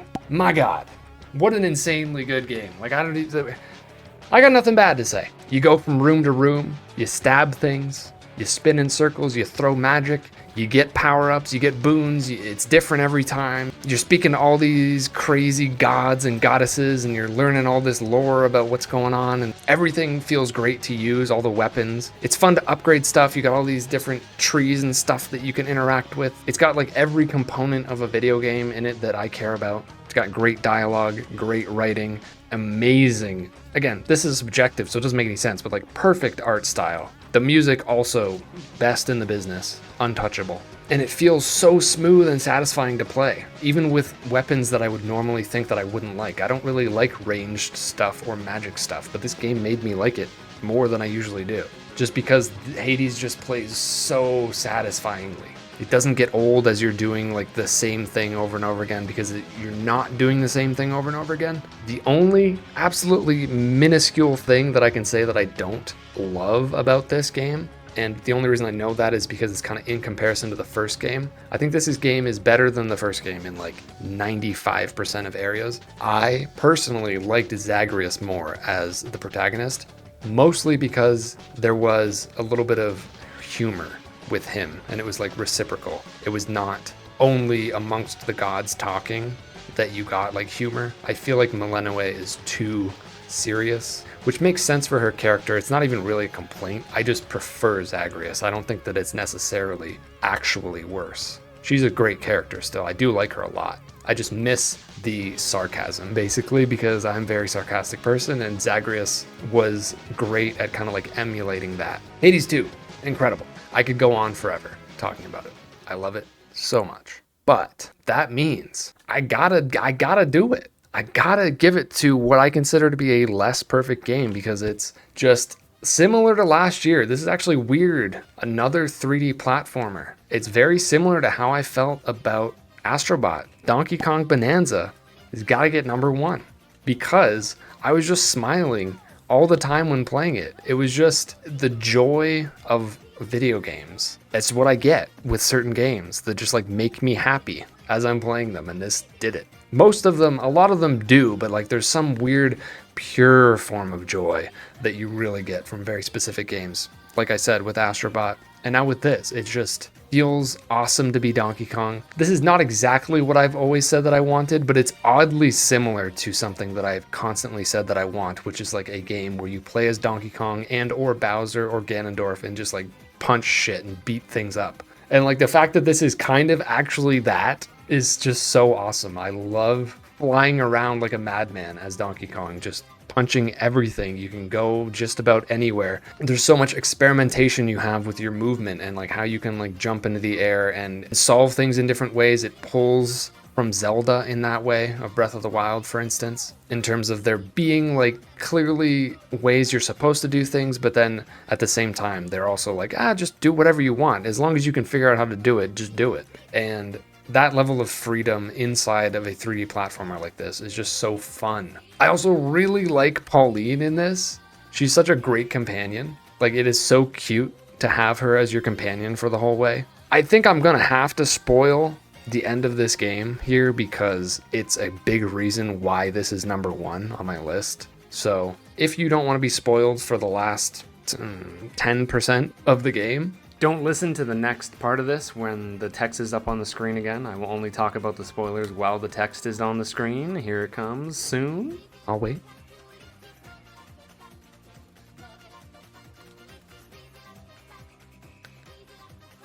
K. Rool showing up and just the whole sequence that plays out after that is so amazing. Like, that's one of the coolest things that's ever happened in a video game.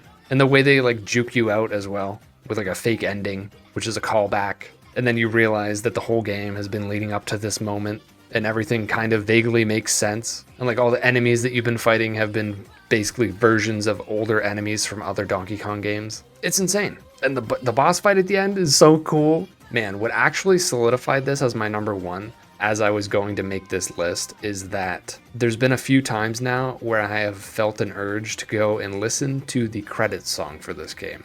just doing that and watching the credits sequence, it's like basically made me cry more than once. Not like cry, but like shed a little bit of a tear. And that just tells me that I really appreciate this game and like how it makes me feel. And it just makes me feel great. Like, I'm so glad this game exists. It is some sort of weird dream game for me, and I love that it exists. And I love that people love it. If you're a fan of Nintendo at all, please play this. It is such a Nintendo game. But yeah, this game has made me like Donkey Kong way more. Like, as a franchise, just in general, as a character, I love this new version of Donkey Kong a lot. At first, I was unsure because he was so, like, happy seeming, and it seemed off because DK's usually more of a brute. He's kind of like originally a villain. He's kind of mean. He's kind of sassy. But I think what they did here was great. Like, really, really great. I love this new Donkey Kong. I love this Pauline. They're an amazing combo. And this game is just an absolute bundle of joy. It is the peak of what video games can be. It is just playful and joyful, even wholesome. I love it. I love it. And this year, I loved this year. Holy crap, so many amazing games. Realistically, you could pretty much rearrange this S tier and you got a game of the year. Like, my God, nuts. I hope you all enjoyed watching. This is an extremely long video, at least in terms of how much I've recorded. We'll see how low I can get the number down to. I don't know, man. This seems like it's gonna be really long. I'm losing my voice, by the way. Thank you so much. Anybody who watched all of this, you're freaking amazing. And I appreciate you very much. And I hope to make another one of these for next year. 2026 looking real good, man. As per usual, no surprise. So I will see you then. Please have a wonderful night. Thank you for watching. To cap off the video, now that it's done, I am going to go full spoiler mode for Donkey Kong Bonanza real quick and just show you me playing the game near the end of the game and just how it made me feel. It was so great. So definitely look away right now for the next couple minutes. And yeah, this is what made Donkey Kong Bonanza the game of the year for me. All right. Come on. Come on. I know what you're doing. Look at that belly. You see that belly? You see that? I see it. Right there. When the world felt so cruel and bleak, when the hole looked so dark and deep, hard as rock, cold as stone, I was scared alone. Then your beat showed the way to me.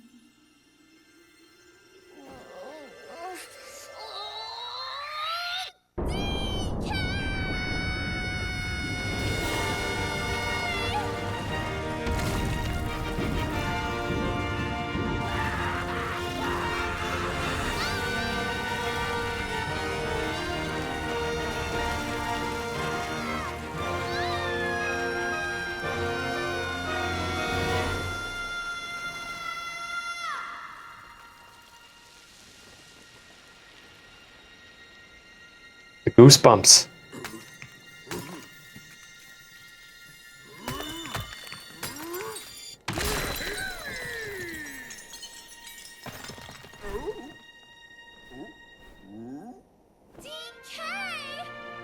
Give it to me. Give me that big belly. Give me that big belly. Give it to me. I see that belly.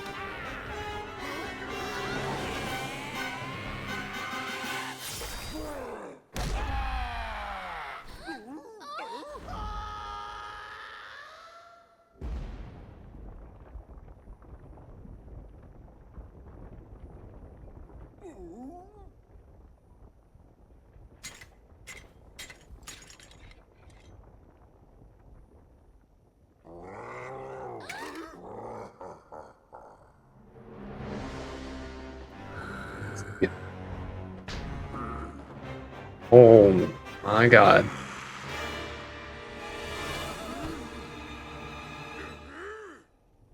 Oh.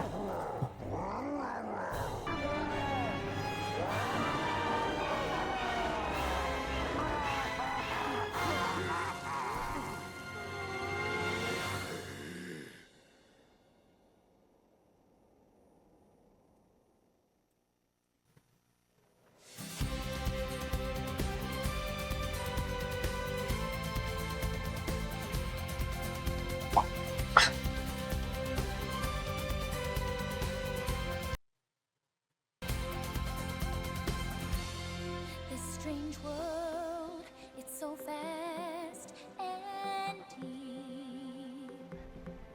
All these things, wild and new to see. Good night, Mr. Clay. I'm just gonna sit here and listen to this. Far from home, I was scared alone.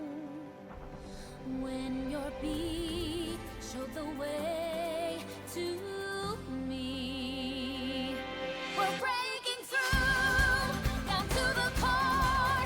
No stopping us, not anymore. Inside the storm, I found the key. Your beat rang out. My voice has been released. Hear it call. It's whispering truth. This melody in harmony will strike a chord that's gonna break us free.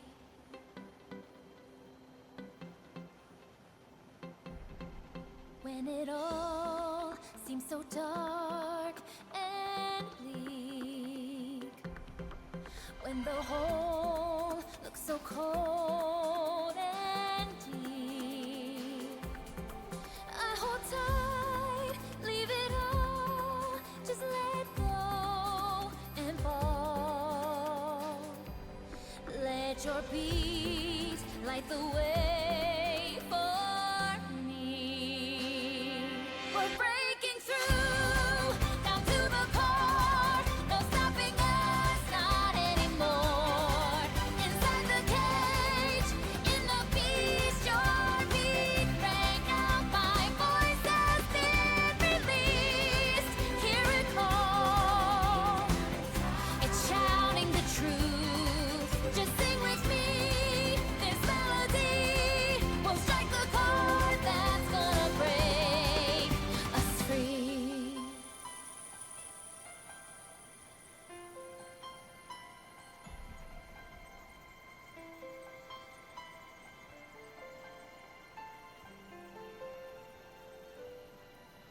Look at us, so big and small, two together. Dude, she's singing it to the donkey. This. Heart of gold, a wish come true. Are you serious? You and me, unbreakable.